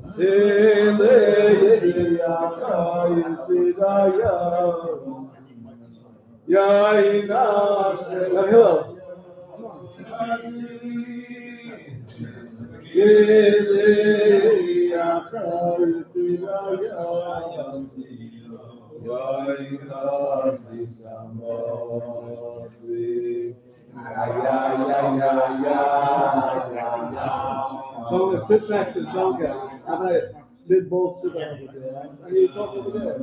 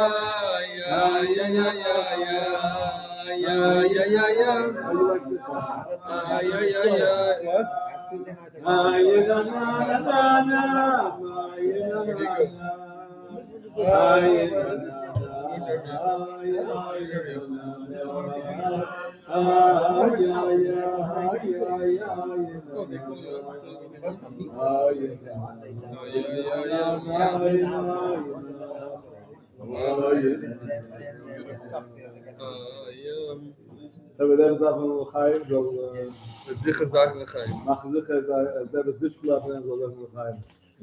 Chaim. So, Shekef, Chaim. She's a Chaim Roche. I'm embarrassed, but it's the first time I walk into a base Hillel.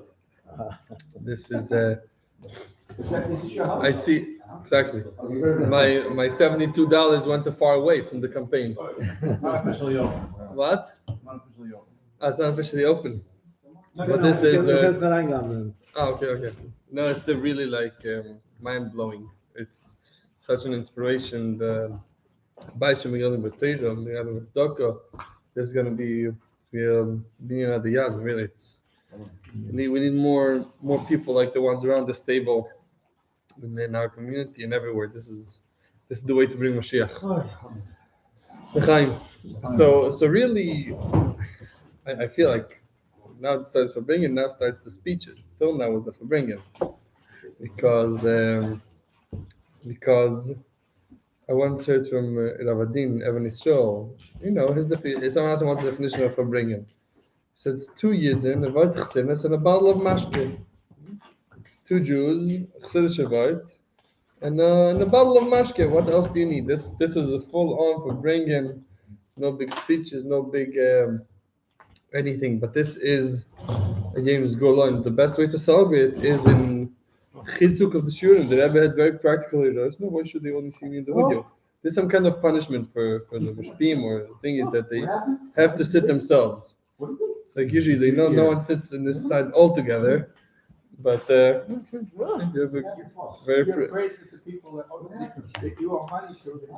fine. So it's a very auspicious day. Chavdal Teves is a great day, and everyone knows the painting / picture of the Alter Rebbe. Picture, it's a painting. It's a painting. So between Chassidim, I think that down the middle Rebbe, there was a conversation. If it looks like the Alter Rebbe, it doesn't look like the Alter Rebbe. There was a chassid there. There was Reb Mendel, Reb Mendel. That's how it says in the story. That he said that the best picture best image of the Alter Rebbe is the Tanya. The picture of Tanya. Today, I don't know, with AI, maybe you could put the Tanya in and see what the picture is going to come out. Today from every text you put in, it comes out a picture. But I think it's going to be a little complex. And let's talk about it to bring with maybe not in this circle, like when people say, what do you need the Torah for? What do you need learn yeshiva for? Today everything's digitalized and everything is automated. What's my addition to everything? The computer even learns how to think and makes kal v'chomers on his own and the yukim on his own and learns from your style how to make it more. I think that the content of the shir, from the avodah of a year, the revelation, the neshama, like the more things are being done for us, the more we could focus on what we really need to do. There was once that someone told the Rebbe mentioned that Chabad's job is a Afatzas HaMayonos. Really, our job is to do Afatzas HaMayonos. Practically, no one is dealing with Afatzas HaYadus. There's a lot of Yidden that are not Shemitah Mitzvahs too, until now. So we also need to do that. Step A, to Mekara them to Yiddishkeit. Step B, Mekara them to Chassidus. So sometimes, a shliach lives in town, and then comes a new organization, and starts doing kiruv, or does mitzvah tefillin also. Today, also other circles learn from our startup to public menorah lightings and do mivtzoim, and we get very anxious. So they're taking away our parnasa. So first of all, don't worry. And second of all, let them do step A, and then we'll come and do step B. Once they already know how to wrap tefillin on their own, we'll come and tell them, Shivud HaMoyach, Shivud HaLev, there's the Eibishter, there's we could connect with. What happens? Today, there's also organizations that spread Chassidus that are not Chabad. Today, there's also, other than not only Chabad, today Tanya became very mainstream. It's not exclusive for Chabad. They're saying definitely no shot. Maybe they know Pshat, whatever. Afatzas HaMayonos, according to what they say, they also do. No, Shkoyach. So what's our job now? It's also not done. So we also have the Indian of Golem Mashiach. Never spoke about. Shkoyach. And my Yisrael is moving into a city, and the Chavod that come and teach us and the Mivtzoim, teaching Tanya. Great, you teach Tanya. I'll bring with them. That Chassidus alone is not enough. This is the Rosh Mashiach. We'll learn more siches. We always have what to offer, a step higher, a step up, a step more advanced. I don't know what they're going to do once other people also start teaching about Mashiach. Then I don't know what we'll do. It's not a competition. Then we'll say there's enough Mashiach for everyone. Fortunately, there's plenty of customers for that. A lot of customers for that. So we see that ultimately when we come. So when we come to Chavdal Teves, we want an image, a picture to Alter Rebbe. Our best way is to do it through his Chassidus, so learning the Alter Rebbe's Sovim, the Alter Rebbe's teachings, which is basically mainly the Tanya. But I heard the conversation before, and it reminded me of a sicha that I listened to. So a sicha Yomis, I think last year of the Teves, and the Rebbe explained the difference between today's Yom and tomorrow's Yom, how the connection between the two, Chof Daled and Chof Hey. It's a sikh, if I'm not mistaken, so it can't be sikh Yom because it's a Shabbos sikh. So I didn't listen to it. Okay, it's a Shabbos sikh. It's Shabbos Parsha Shmois. I think Tavshin Chof. So there explains the connection between today's Yom and tomorrow's Yom. Today's Yom. I'm sure everyone say, but just in case someone forgot since the morning, there have been many hours since 6:30 a.m. Starts with describing the Alter Rebbe's passing, Farbrengen, Motzei Shabbos, Parsha Shmois, and where he was buried. And then it's an interesting conversation between the Rebbe Marash and his father, the Tzemach Tzedek. The Rebbe Marash asked on one of the Alter Rebbe's statement was that the Chassid needs to deal with Chassidus and Darkei Chassidim. There's two things a Chassid needs to be involved in. So the Rebbe Marash asked his father, what did the Alter Rebbe mean with these two things? what's Chassidus, what's the goal of Chassidus, and what's Darkei Chassidim. Was hat Zayde gewollt mit Darkei Chassidus, and was hat gewollt mit Chassidus? What did he want? So it's also an answer in Darkei Chassidus. He wanted it all. What's the ways of conduct, or the goals of the ways? Is that Chassidim sollen sein wie ein Mishpoche al pi Torah be'ava. Chassidim should be like one family, united in love according to Torah. That's Darkei Chassidus. The ways of conducting like a chassid is that ultimately all chassidim should sense like one family. You know, the family has brothers, stepbrothers, brothers-in-law. There's not a madrigas within family. There's no means a family also like brothers don't always get along. There's actually I'm from Frankfurt, so Shimshon Raphael Hirsch that was Rabbi in Frankfurt once mentioned one of his most I think creative or interesting words about education. He said that siblings, the more they fight when they're younger, the better sibling they'll be when they grow up. And it's fascinating. True or not true, I hold very highly of this statement. At least I see it between me and my brothers. But it's definitely see if ever your kids are fighting, you could say, okay, when they're young, when they're little kids. And I'm not saying when they're fighting when they're older, that's obviously not nachas. But Chassidim should conduct like one family. And what is Chassidus about? Chassidus is about bringing vitality, bringing chayus, energy and light into everything. But then it continues on. What does it mean into everything? Into everything means to bring it. Oich dem nit good. We need to lighten everything. The good, as then we need to lighten the not good. Men soll wissen von dem eigens ra, wie ist, if das mitaken sein.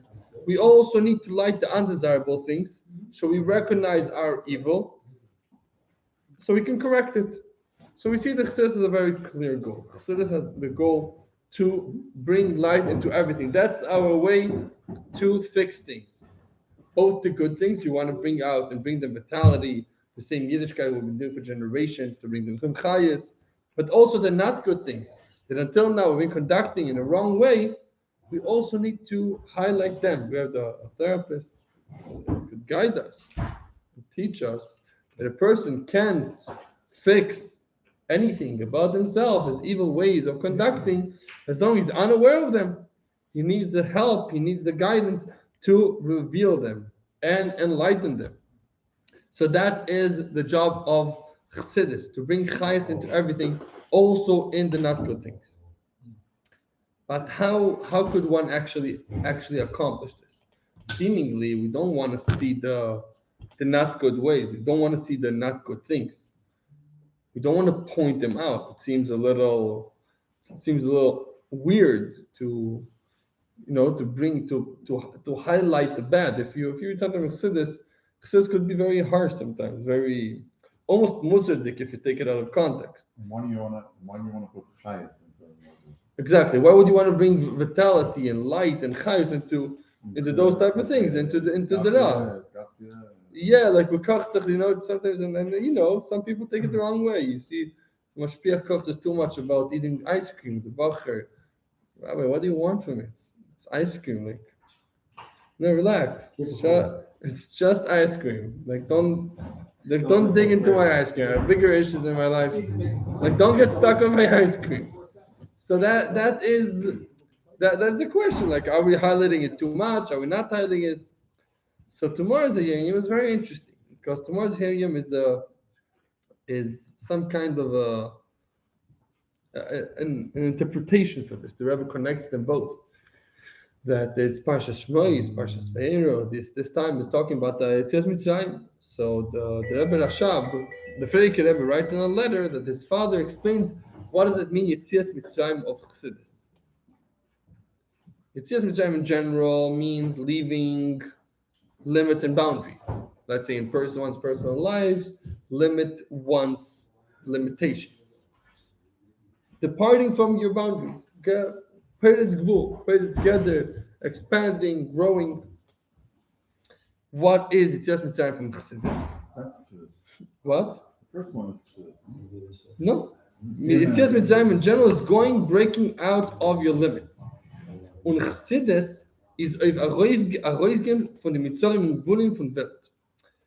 Chassidus is to enable us to free ourselves from the limits and boundaries from the world. But there's a difference. They both break boundaries. Mitzrayim is to break boundaries, to break out.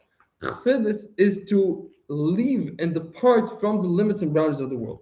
It says there's a difference between the two. Yetzias Mitzrayim was in a way of breaking out because we finished our job in Mitzrayim. Avodas Habirurim Mitzrayim was done. We finished picking up and collecting all the netzitzis. We had to speed up. It was supposed to be 400 years. We did our job Birurim in 210 years. Yosef helped a little. Yaakov helped a little. Moshe helped a little. The Eibishter, speeded up some processes. We listened on double speed. Exactly. Today, she had a very interesting argument. Someone asked if it's appropriate. Someone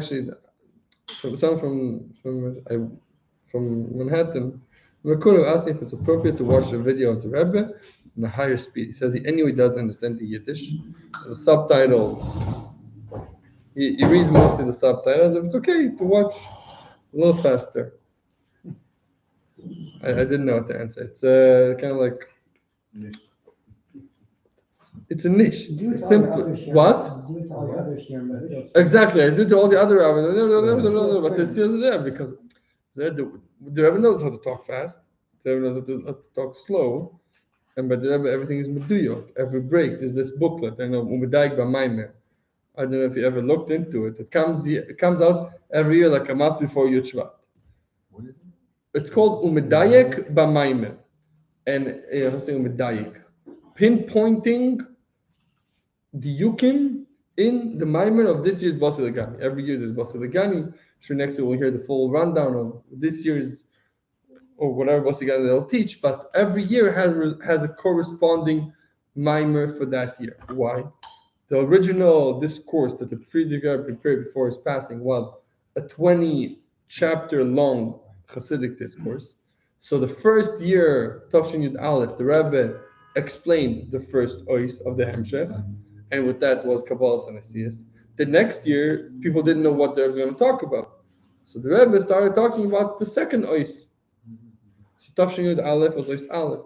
Tafshin Yud Beis was Od Beis. Tafshin Yud Gimel was Gimel, and so on. What happened Tafshin Lamed? Tafshin Lamed, the Rebbe finished the cycle. It was a big thing. It was Sefer Mashiach. It was a big Yud Shvat. In general, it was celebrating 20 years to the Rebbe's leadership.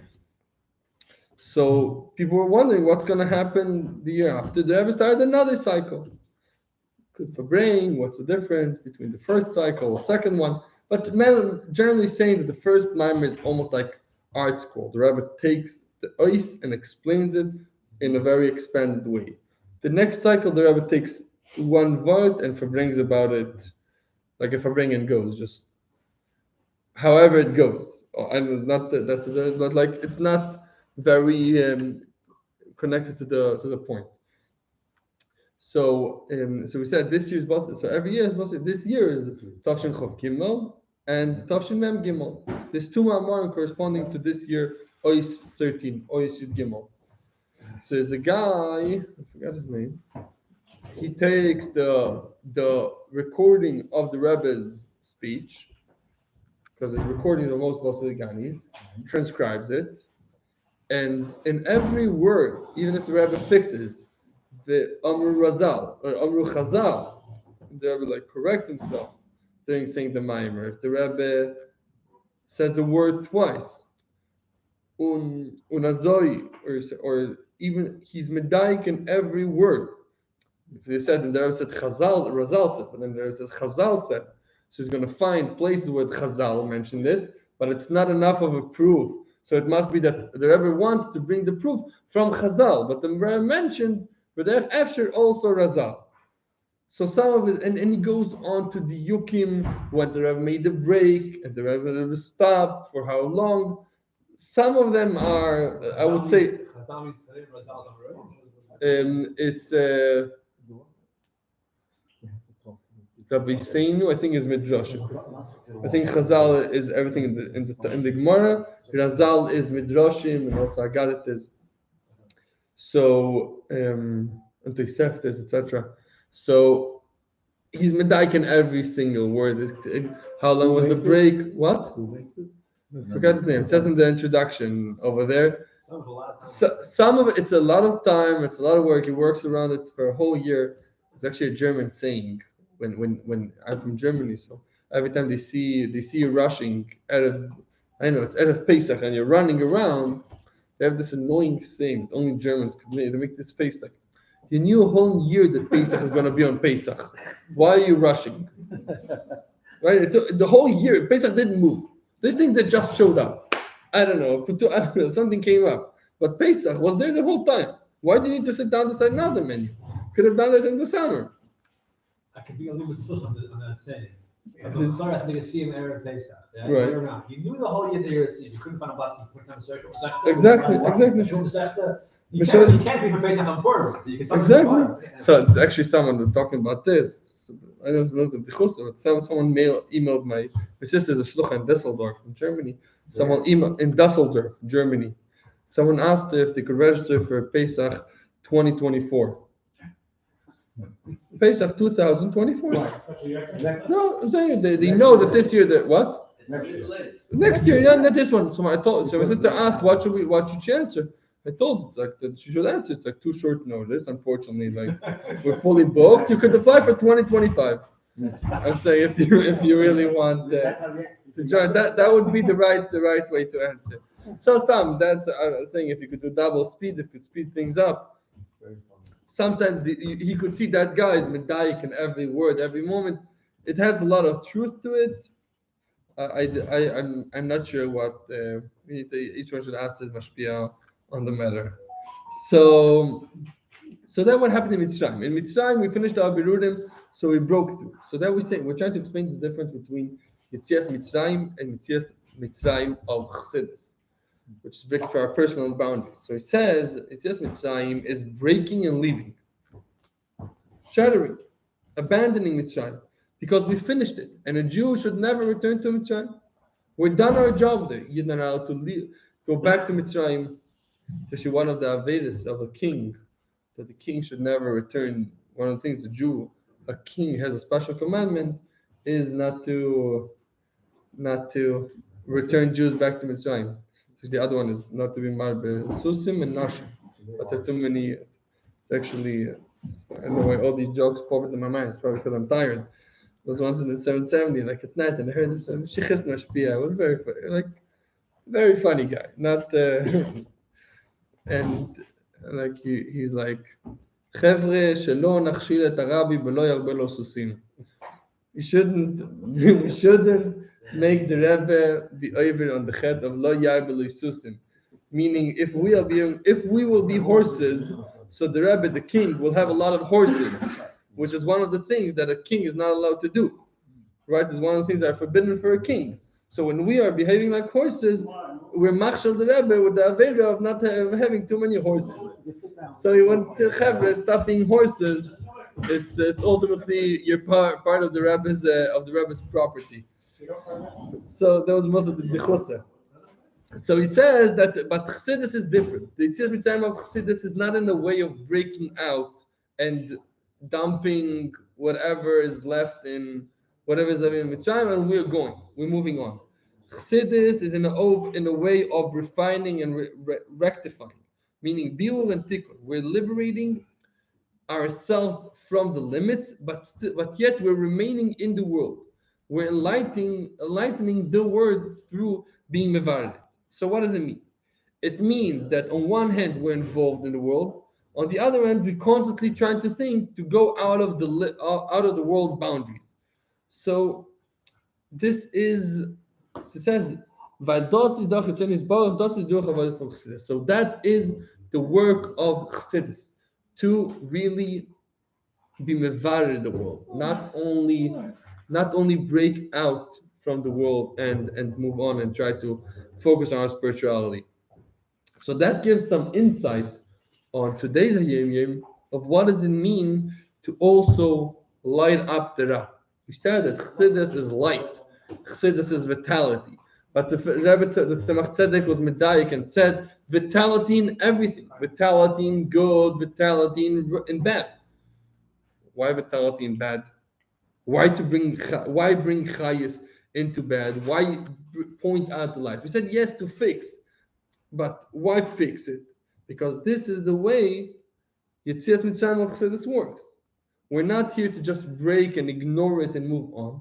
We're here to actually try to work through it. We actually try to grow through it and take it with us to the Geulah. The Geulah Hasidah is going to be higher than Golos Mitzrayim. Golos Mitzrayim, we didn't uplift it up. We left it in Mitzrayim. We just took the Nitzoitis, the goldy sparks. So what was the point of the whole day of Zachtainim? If you took the Nitzoitis out of Mitzrayim, so you might as well have not gone down to Mitzrayim to Mount the Nitzoitis. This whole thing, in Chizbing explained that the ultimate beer of Mitzrayim is going to be only the Asid Love. That really also the Gimel Kibbutz me is also the right itself is also going to be uplifted. In the Chiyuv, in the Shlila, whatever. So this is the day of Chavdal Teves. The day of Chavdal Teves, one needs to think, needs to Farbrengen, and ask himself and ask his friends, what does the Alter Rebbe mean in my personal life? What does it mean, the Avodah of Chassidus? What does it mean, the Avodah of Darkei Chassidus? The Avodah of Darkei Chassidus means that Chassidim ein mishpacha. Chassidim need to live like one family. That could be a whole Farbrengen on itself. What does it mean to live like a family? Look out for each other. Give, help each other. There was just a Shifra Pua fundraiser. It was someone called up my wife asking her to help fundraising. Well, the initial reaction was, I gave my $180 and shkoyach, like I did my job. So I told and then the person on the phone told her, did you enjoy Shifra Pua? Did you get stuff? Yes. Do you want others to also get? Do you want help a little more? Did you volunteer? Start volunteering. Do you care about your fellow? Whatever you want to be done for you, also do for others and help more and be more. Living in a community, Adrabah, helps this Chassidim ein mishpacha. It's easy to be a mishpacha to someone far away, the mishpacha. Me and him, we're mishpacha, very good. But mishpacha close by helps you bathe with the kids, looks after you, sees what you need, sees if you're having a bad day. There's actually one sicha, but it was Parshas Kates. I think there was also sicha Yemis. This is one of my go-tos, even if you don't understand Yiddish. Sicha Yemis, that's where it's at. Sicha Yemis is the daily sicha. You could call Chassidus on the telephone or download the app. This is amazing. It's a daily sicha between 7 and 11 minutes every day from the Rebbe on daily matters. Whatever is relevant to the day, it's either in the Parsha of the day, or the Rama of the day, or the Chudas of the day, or the Yom the Pagra of the day, or the Apchem Yom the Pagra. It's amazing. You just get information. And no, it's the Rebbe's sicha, the Rebbe actually talking. So again, listening to the Rebbe, faster or slower. You can feed it through Google Translate if you're allowed to. I don't know if you're allowed to. Yeah, if you're allowed to. Ask him Mashpia. You need to ask him Mashpia, exactly. Where is this? You could call, there's an app, it's called Chassidus. What's that? You just Google Sicha Yoimis, or the daily Sicha. This is amazing. A lot of shows played after Ma'ariv, after Mincha, after Shachis, whenever people have time. Why am I saying this? Because a random Sicha just brought to my mind that I heard where, again, Sicha Yoimis, that the Rebbe is bringing about Yosef Atzadik. There says, how did Yosef's Geula happen, practically speaking? What was the first initial part of his redemption? What do you think? When he was? No, when he was in jail. When he was in jail. In Egypt. In Mitzrayim. In Egypt. So he woke up in the morning and he saw his he saw the bad face of his two fellow non-Jewish cellmates. Not soulmates, cellmates. Cellmates. CEO. Exactly. So he asked them, Madua Pneichem Roimayim? And they told him, because we dreamt a dream. He answered the dream. 2 years later, the dream came in handy. So Rebbe says the whole Geula of Yosef, Started because Yosef woke up in the morning and saw a goy and asked him, Madua pneichem rois? Why is your face not happy? And we see people around us and we see their faces happy, not happy. Move on. Used to say that by Malik Ateg, someone was walking down the street, people ask him, what's Geshain? Why are you so sad? What happened? Today, if you see someone walking around like smiling, like you ask them, what's wrong? Are you high or you won the lottery? But there's two options. Why you like, or you, I don't know, you sung at the gate. Why you like so smiling? Found eggs, apple.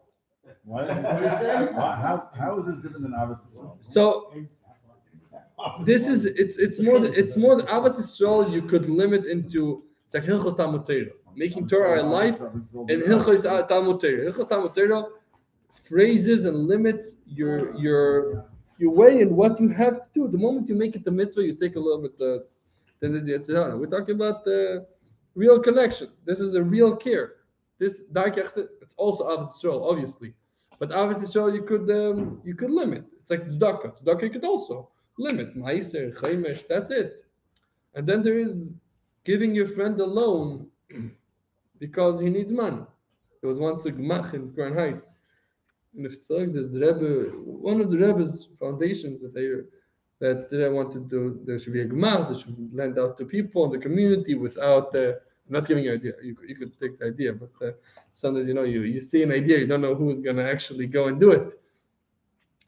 That they wanted people to give, the community should have a Gemach, so people could borrow money without interest and return it. So after a year that was existing, they came to the Rebbe, showing the reports of the year, how much money they raised, how much they gave out, and then it's all back in. The Baruch Hashem, they're back to, yeah. Oh, right. So they came and correct me the story. If I know the story through many Farbrengens later, I'm repeating the story through. Okay, we're listening. So they showed them the full reports that all the money came back in and everything. So everyone looked at them and with a very disappointed face and asked them, "What about all the people that actually need a loan and can't pay it back?" That wasn't that nice. Not that nice. So the Rebbe looked at them this morning. What about all the people that really need a loan and can't pay it back? You chachamim, you give loans to people that could give back. Let them go to Chase. Why do they need you? Sorry, whatever. I'm giving an example. I'm saying as long as you could pay back. I'm saying. So the Rebbe was. You're saying right. But the Rebbe's phrasing was exactly. The Rebbe said you're giving it only to the people. A little bit stuck. That's again. We're going to the category. We're going to the definition. The Rebbe wasn't impressed. Like you're only giving to the people that. I don't know what the Rebbe's what the Rebbe's financial vision for the Gemach was. His story was why the money in the account. So it should be out to people. It should be out to people. So maybe they took a step further. But whatever. The Rebbe said why? How come you only give it to the people that could really pay it back? Like you're over checking. A person needs. So Chassidus should be and Mishpacha has a lot of. By the way, it could also be Avodas Hashem. You see a chaver that you see him sometimes you could. It's not question. Everything you're saying here. Plenty of Yidden who behave this way. You don't need Chassidus to behave this way. But this is the up to Chassidus. There's all kinds of people doing crazy Mesiras Nefesh to help another Yid. With Chassidus, not because they're. The difference is the Rebbe once said in the Sikh, was talking about something else. So say hi, so everyone hears. How is it so hot there? It's felt kamoicha. Okay, I hear what you're saying. See, this is the I kamoicha. guess what I'm suggesting is that maybe something deeper, maybe means something deeper than. There is something deeper, and we'll get to it. The things we talked about here, it seems to be like every Yid should be doing this. First of all, yes, Chassidus didn't come to reveal anything new. Chassidus was there the whole time. Chassidus applies. You could say that people conducted like Chassidus also before Chassidus. What's the Ufter Chassidus? People did it. So he says, Darkei Chassidus, so we should practically conduct this way, and every Chassid should conduct this way, and that's Darkei Chassidus, and Chassidus and every should be lichtig.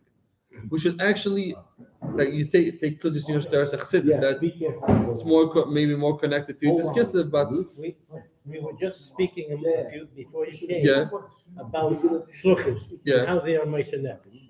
The difference between Chabad and the rest of the world, which Chabad shows Darkei Chassidus, is that they have the shluchim who are, and they themselves, Chabad are known for being Moshe Nefesh for Ahavas Yisrael. That extra level is what is meant by Darkei Chassidus. Interesting. The hidden should be in the could be. I think also it could be. It could be we all need this just to come to be mechazek, to revive, to be strengthened. The Ufter Chassidus is to bring the light into all of this, not just do it from the command or from the obligation to do it, is to actually connect it. But let's go a little more profound about the Dhamma of a Niggin. The Niggin of the Alter Rebbe, let's say. Kili, did you sing already? Kili? Kili. Keliyata v'oideka Eloika Yademeka Keliyata v'oideka Eloika Yademeka Keliyata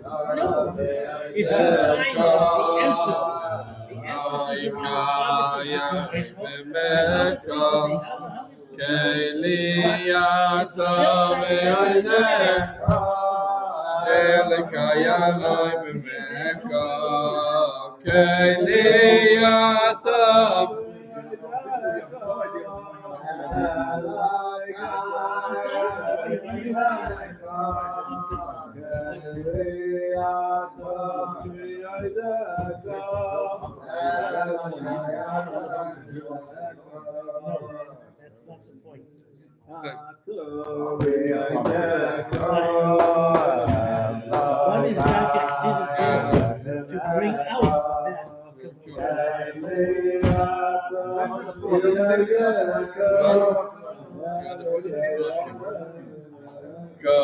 Wait a minute, you can't translate and explain it because it doesn't say it. Fine. It only says that. No, you can't explain what that means because the words There's will not be included. And you can't tell me Okay, because I that's take it. the paper, it doesn't say. Leave it open. That's an explanation. Doesn't say that. If it's good for one thing, it's good for the other. No, there's a lot of levels, a lot of inyanim. The Alter Rebbe has two names. Do you want us all to watch together? You want to watch this Farbrengen? Thank you. No, it's not. Maybe it's something we could all enjoy. So, You have a good co-signer? Like it back. who's in charge of the L'chaim? But someone should make sure everyone says L'chaim. Here's L'chaim. The Alter Rebbe has two names, Shner and Zalman. There's a sikha where the Rebbe explains the Tanya also has two parts, two main parts. Tanya, which is the Marim, the first 53 chapters. And then the Shaykhut Emunah. This is the main two parts of the initial part of Tanya. Later was added Tshuva, Kedesh, Zachin. Those parts were added later. But the initial, when the author printed it included those two parts. And those two parts are corresponding or parallel to the Alter Rebbe's two names.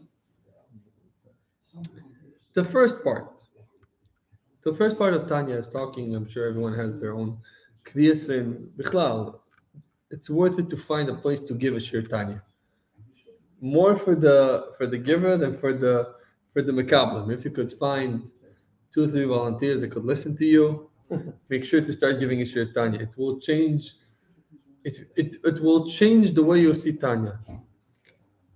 And I'm not that old, but I started giving a shir Tanya a few months ago, and it's a completely different experience because you're trying to understand the flow of things, and suddenly like you like build it up, and you realize how Tanya takes it a step after step in a way that like only teaching it could actually give it, and it does more of a teva with the teacher than with the Mekablim. So first part of Tanya talks about more or less, I would say, there's the two neshamas, the neshamas of levushim, nefesh alikis, nefesh abamis. Each of them has their garments and the way of conducting, and they're both trying to conquer the small city, and then continues on how to actually win the war. That there's two parts, and they compete, and they're fighting, and one is trying to overcome the other, and then ways and tips and tricks how to win the war. So this is basically Chelik Aleph. Nisham is a very spiritual journey of a person. The second part is talking much more world-based. That there's only one world in the heaven and the earth and under the sea. There's only one Eibishter. You shouldn't think that there's more Eibishters. Why is there only one Eibishter? How did he create the world? But the world doesn't look like the Eibishter. So where is the Eibishter in the world? There's letters and there's things. There's tzimtzumim. We start digging into our world's observation through the glasses of spirituality. But it's very world-based. Like there's very like a common denominator throughout Shaykhut Emunah that there's a world that exists, and we have a tree and we have a table, but the table, and so on. The Chelik Aleph is talking more about our much more spiritual journey, and we could see it in also in Avodas Hashem. In Avodas Hashem in general, there's two parts. There's Shem Kodesh and Shem Chol. Also the Eibishter. The Eibishter has two types of names. Some of God's names are sanctified names. There's 7 names that are not allowed to be erased. And then there's some names that are Chol, that are not Hagodel, Hagibor, Hanoiro, HaKadosh Baruch Hu. All those type of names are names, but they're not holy. You're allowed to erase them. If you wrote them on a piece of paper, you don't have to to erase to throw it to you. You could put it in Shemus. You don't have to put it in Shemus. But if you put the Yudke Vovke, Shem Keil, Shem Aleika, Shem Adonai, etc., those type of names are holy names. Holy names, not holy names. Actually, Basa the Gani is a big kach. I know that's the theme of those days. So I remember once I was in the Yudke Farbrengen, and the Mashpia was going on and on about the fact that we're in the middle of the Shah Brachas of the Rebbe's wedding. I remember it was like a bacha that wasn't learning in Chabad, and I started seeing Chabad. What? Where do you learn? In Germany? No, in Chabad in Germany there's never Chabad Cheder, and then I learned in yeshiva in a yeshiva high school, and then in Yerushalayim, and then I came to Teres Emes every here and there to get some Chassidic inspiration. So you just kissed that my neshama was lighting. I come. 17-year-old, and I'm trying to listen, and this guy is talking about the fact that this Kislev is the Shah Brachas of the Rebbe's wedding. Hey, I was like, no, Shka, are you serious? But then actually listen that there's the Farbrengen of the Rebbe, Chayel Doshim Im Zayin. The Rebbe starts off the Farbrengen. They were in the middle of the Shara Brachas of the Rebbe the Shver. We're in the middle of the Shara Brachas of the Frierdiker Rebbe's wedding, which is Yud Gimel Elul. So Chayel is in the middle of it. So it's so let's start off there. What's mostly get to us, to our generation. So if we say Chavdal Teves, we're talking about less than 20 days before Yud Shvat. I'm saying, less than 20 days before Yud Shvat. The theme of everything we're talking about is a Chanukah Yud Shvat. So it's okay to. I said this is our natural way of going. I forgive them ever since. I realized that it's maybe not the way to start the Farbrengen if there's people that are not from Chabad, but whatever. Let's put it. Let's Obviously, you're from Chabad. what? Yeah. Exactly. That's what you could. So we see that in Basel Gani, the word that's the theme that we're talking about. There's Shem Tzvois. That's Shem Tzvois, Shem Tzvokos. How do we need to say? How do we say? Shem Tzvois or Shem Tzvokos?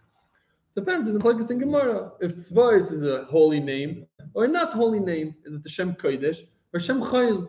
So the whole last 3 years in Basel Gani, there was a topic. When is the Eibishter called? Tzvois, Midas HaNetzach, that in order to do Basel Gani and Dira B'Sachtoinim, we need Midas HaNetzach. Netzach is an army is Hashem. Teves Hashem, when a Yidden called Teves Hashem, when the Eibishter is called Teves Hashem, and so on and so on. That was all, the last 3 years was all about Tzvois. About Hashem's name as a fighter, as a army leader. Matzbi. How do you say in English? Matzbi. Come on, the one running first in the war. So this year, don't want to take anyone else's job, but like what the Mamar this year are talking about is about the part of the war, part of the tzvos is that the king is willing during the war to spend, if it's an existential war, he's willing to give out all his oitzes, to spread all the treasures that he collected, him and his forefathers for many generations. He's willing to spread them out and give them out to every simple soldier to use it out, like, to have an incentive, like Paroi running out, chasing after Yidden. Every time he was willing to spend all his money to get the Yidden back. So that's gonna be this year. What's the Eitzer? What are we getting?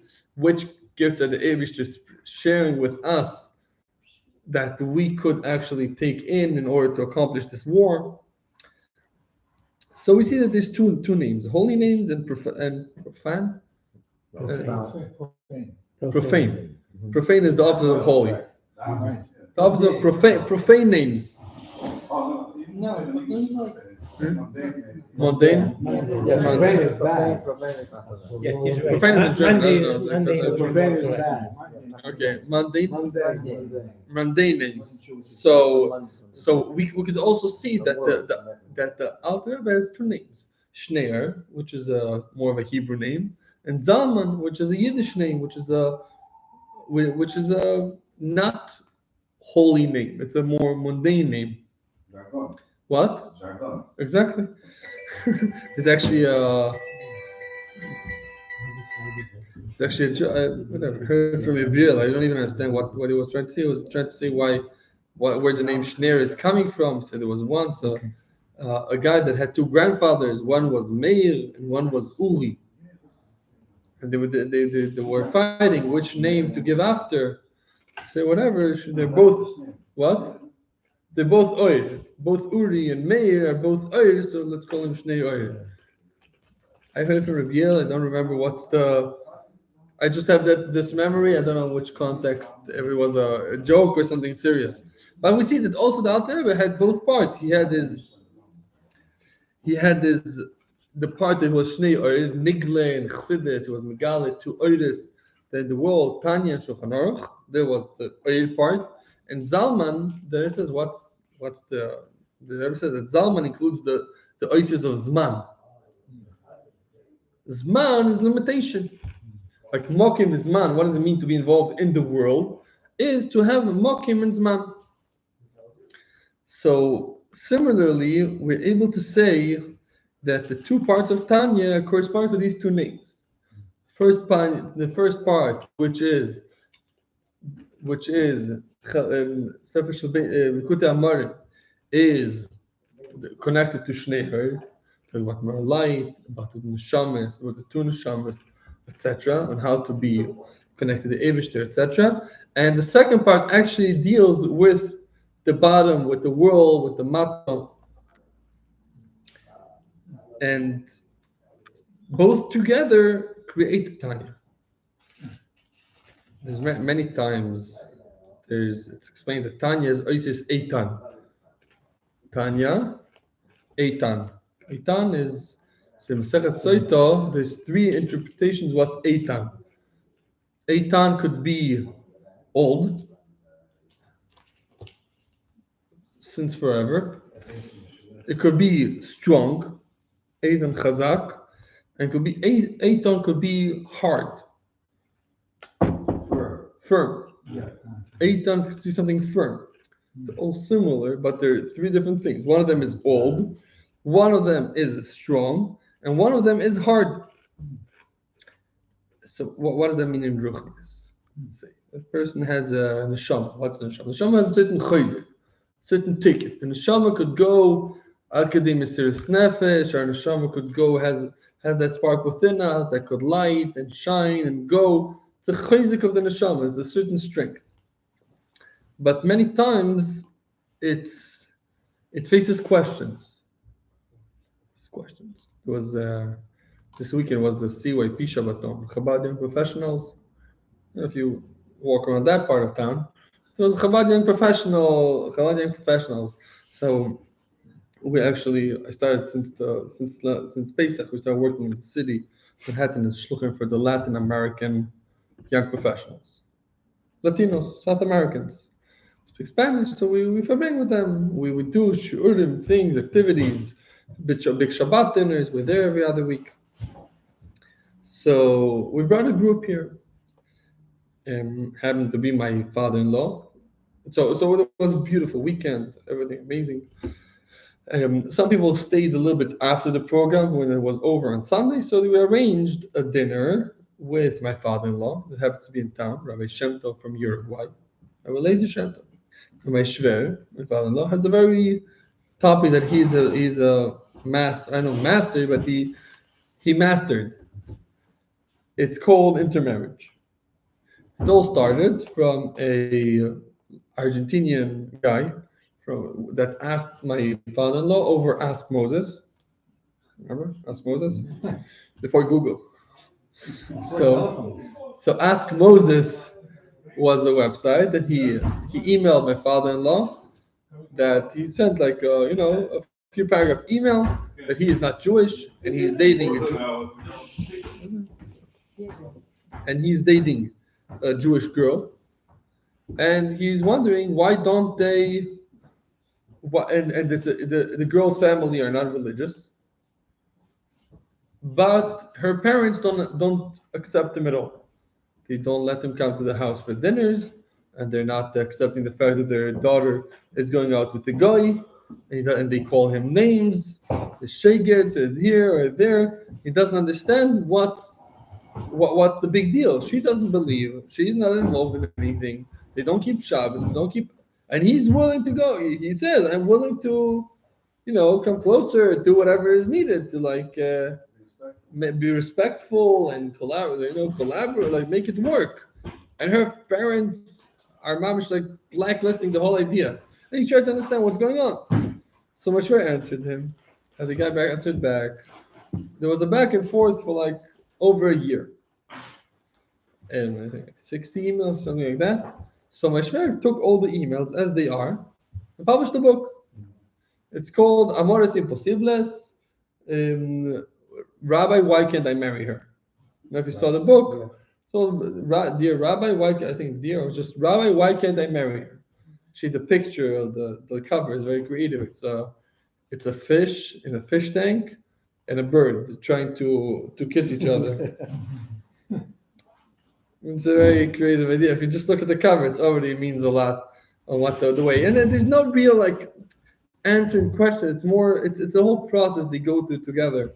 It's a very interesting book. So through the book, my father-in-law like just shared this. There's also not much to lose, in that. My father-in-law wasn't an expert in the field, but like this guy's asking you questions, so let's have a conversation. Like there's not much to lose. There's not. So, Bepel, this became his expertise in the field. People bring him down, and the book is being translated. And it's already in 8 languages. It's every Pegisha Shabbaton. This is like the go-to, the book you get, goodbye gift that they give to all the teens, to all the chevre. It's a very nice thing. So we brought him to speak, to talk to the group of young professionals. There was a group from Italy, from France, and a few of our guys that were there also. So it was Farbrengen, giving questions, answers, the whole thing. And the only thing that was like, afterwards, I told him my feedback. I was saying that's what he does. He flies all around the world and gives. I told him, some of these chevra are not as profound as you think. They're not all worried now about the world's vision and the world, the whole world is on their shoulders, or the neshama, or it's very simple. You could tell them your tradition doesn't fit with her tradition, and it's not going to be a good match. There are more shallow levels. You want to educate your kids one way, she wants to educate a different way. It's going to be a clash. You start digging. But what do you believe in God? And how do you believe in God? And what is God? And we could go to Achdus Hashem, and God created the world. I'm saying, the moment you open those boxes, you could go anywhere. And then you start digging, and what does it mean to be Jewish, observant, neshama? So a young professional that doesn't have a feel for all these words, the questions sometimes will be stronger than the answers. Sometimes the questions that we're asking about the Eibishter, thinking that we'll dig into a profound topic and convince quickly, the question is much better than his patience maybe, or whatever it is, to understand. Sometimes we don't want to open the questions. Like sometimes better to not give too many question ideas, to like marry Jewish if you understood that you have a neshama, and that your neshama is connected to the Eibishter, which is infinite, which is here, which is there. Saying like there's too many things. If I don't believe I have a neshama, then I could marry a Goya. So sometimes like don't give too many questions to make it complicated. Why am I saying all this? Because even though our neshama is strong, sometimes we face questions that are better than us. And then suddenly, instead of just being strong, we become stubborn. I don't know what you're talking to me about. God, like the Rambam, the world's age doesn't work with the scientists. I'm a Jew, I'm a Yid, I have a neshama, this is what I do. Sometimes, like, we become stubborn, which also comes, it's a different tchuna of the neshama, it's called the kosher, like eiton, from strength, like not chayzek, from being firm without being strong, just being firm. Not because it's, a fighter could be strong, he has certain tricks and tricks and has, and then there's someone who's just huge and strong and unmovable, a tree. Start fighting with the tree and say the tree is stronger than me. No, he's just firm. It's not that he's stronger, he has better strategies. You think, you know how to break it, but it also has a strength. So these two things are two attributes that are part of Eitan, part of the Tanya. But there's a third one which is old. Tanya as in old. It was always there. Because where does our neshama have the strength from to be strong and to be firm? It all comes from the neshama being old. When we say Aleika neshama shemesatabi, tehiroi, ata baroso, ata yetzato, ata nefachtabi, we say the neshama that I have, you created it, you gave it to me, it's pure, you created it, you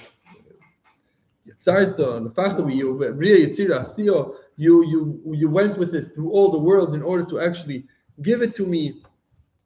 But we're going like backwards. We're saying the neshama that you gave me, it means it always existed and it's always here. And then we start breaking it down into how it actually went from stage to stage, how it actually was created through Adam Abriya, then Yetzirah, and then Asiya. But we see that the base for everything is the foundation that the neshama was everlasting, was eternal. How's it eternal backwards? Kadmoin. We say that about the Eibishter two things. One is Ein Sof. There's a question, why do we call the Eibishter Ein Sof? Ein Sof means he has a starting point, but he's no end point, right? This way is Ein Sof. But maybe we'll say En Leitchila. Primordial. It doesn't have a starting point. What's a greater thing? Saying the sun doesn't have a starting point. If it doesn't have a starting point, it for sure doesn't have an ending point. Think about it. If it doesn't have a starting point, I think you did that for this. If you don't have a starting point, you for sure don't have an ending point. So let's call the Eibishter Ein Leitchila. Why do we call him En Leisayf? And safe could mean that he does have a beginning point. Learn some about. The answer to this is a little longer. But what are we trying to say? We're trying to say that it's. So what was the word for kadmain? For something that it was Primordial. primordial. Primordial. Primordial. Primordial. That's a great word. Primordial. So we could say neshama being primordial is what gives the neshama the strength to continue on being afterwards also strong and firm. And this is the two things we see in Tanya. Spiritual, holiness, light, shneir, connected to the connection to the Eibishter. And then there's also a world which we deal with and we start asking questions, Sharei V'Emunah, because Sharei V'Emunah could be sometimes give people Avodah Zarah ideas. It sounds weird, but like if you just read the questions and not the answers, actually the Sheikh says that even if you just read the questions, you're also gonna wake up. You're also gonna keep searching because the questions are real questions. But it's ultimately a challenge. Because these two parts of Tanya, there was actually a discussion, there was actually a debate how to put them, which one to put first. If to put first Sharei Emunah or put first the Likutei Amarim, right? You ever heard of this? That first Sharei Emunah was written, and then Likutei Amarim. So the plan was to print it Sharei Emunah, and then Likutei Amarim. But the other decided to do it the other way around. Start with Likutei Amarim. But if you look in Sharei Emunah, it says in a few places, Kfi she'yizbar lekamon. And the Yizbar lekamon refers to Likutei Amarim. But it was Kfi she'yizbar le'eil, we're supposed to say. Not Yizbar lekamon. Right? And so if you decided that Sharei Emunah needs to be first, leave it first. If you change the order and say Likutei Amarim is first, so make those small edits and say it's Kfi she'yizbar. Why you like keeping it Kfi she'yizbar? The author wants to tell us the Likutei Amarim is first, but some people need to first learn Sharei Emunah. So we start learning with people Tanya. You could start with this one or that one. Depends on the person. Depends on his experience. Depends on his questions, which questions he has already, which questions he doesn't have already. But we see that these two parts definitely exist, and these two parts is practically our journey. So wrapping it up is that ultimately the Alter Rebbe entails both Shner and Zalman, light, which is spirituality, and which is the origin and the source from which our neshama comes. It's primordiality that connects us. Primordial? Primordial. Kadmain. Her kadmainness. You can say primordial. It's a Farbrengen, you say primordial. Very Farbrengen. So it's kadmainness. So the fact that the neshama is a kadmain, this is what ultimately gives it the strength. So That's all people can remember from the rain is primordial. That's also not so bad. So ultimately we see that there's these two play.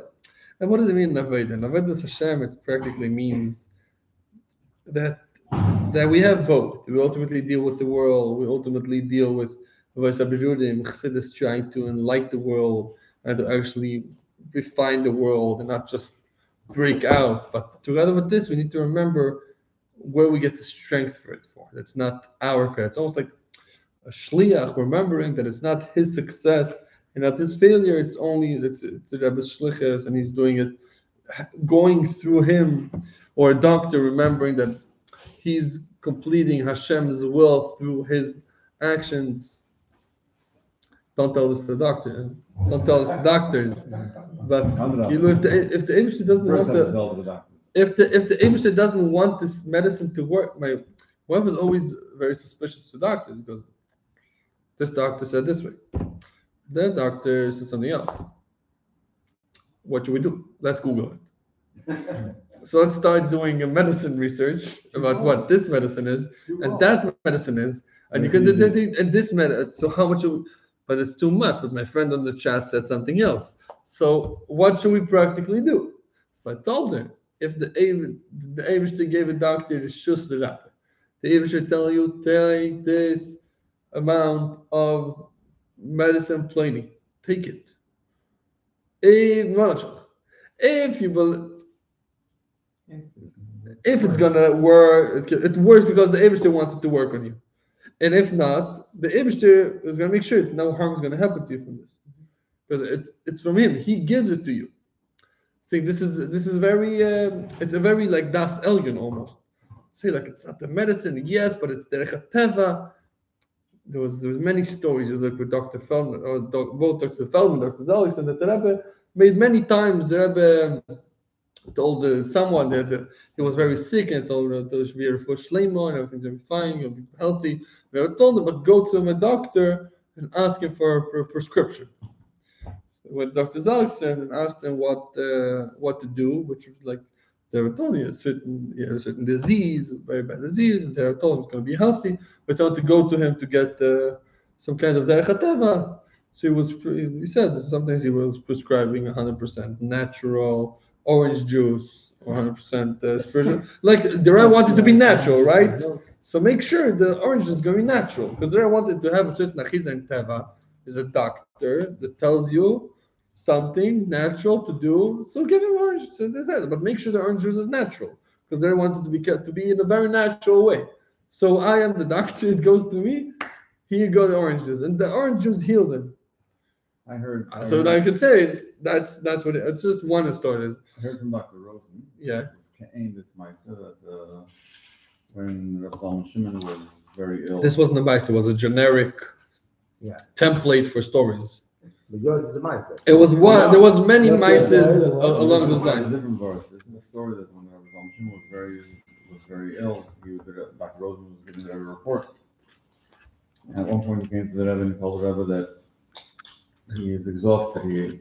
All his tricks. He has no more, nothing left to do. So the Rebbe told him, "They'll get him Wasser einspritzen. He should give water injections because coming the Eibishter will machen a nest. You should have a certain achiza. So yeah. Wow, it's actually a good story. I'll use it.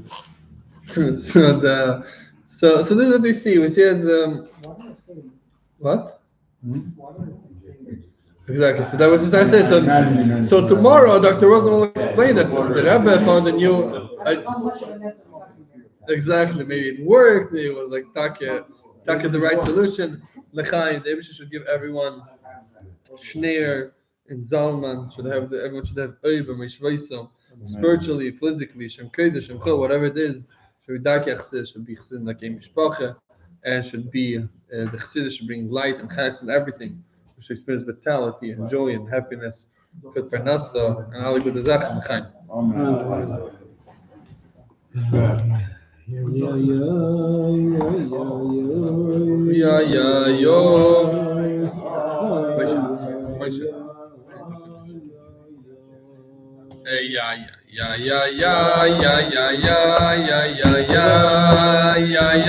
Yeah.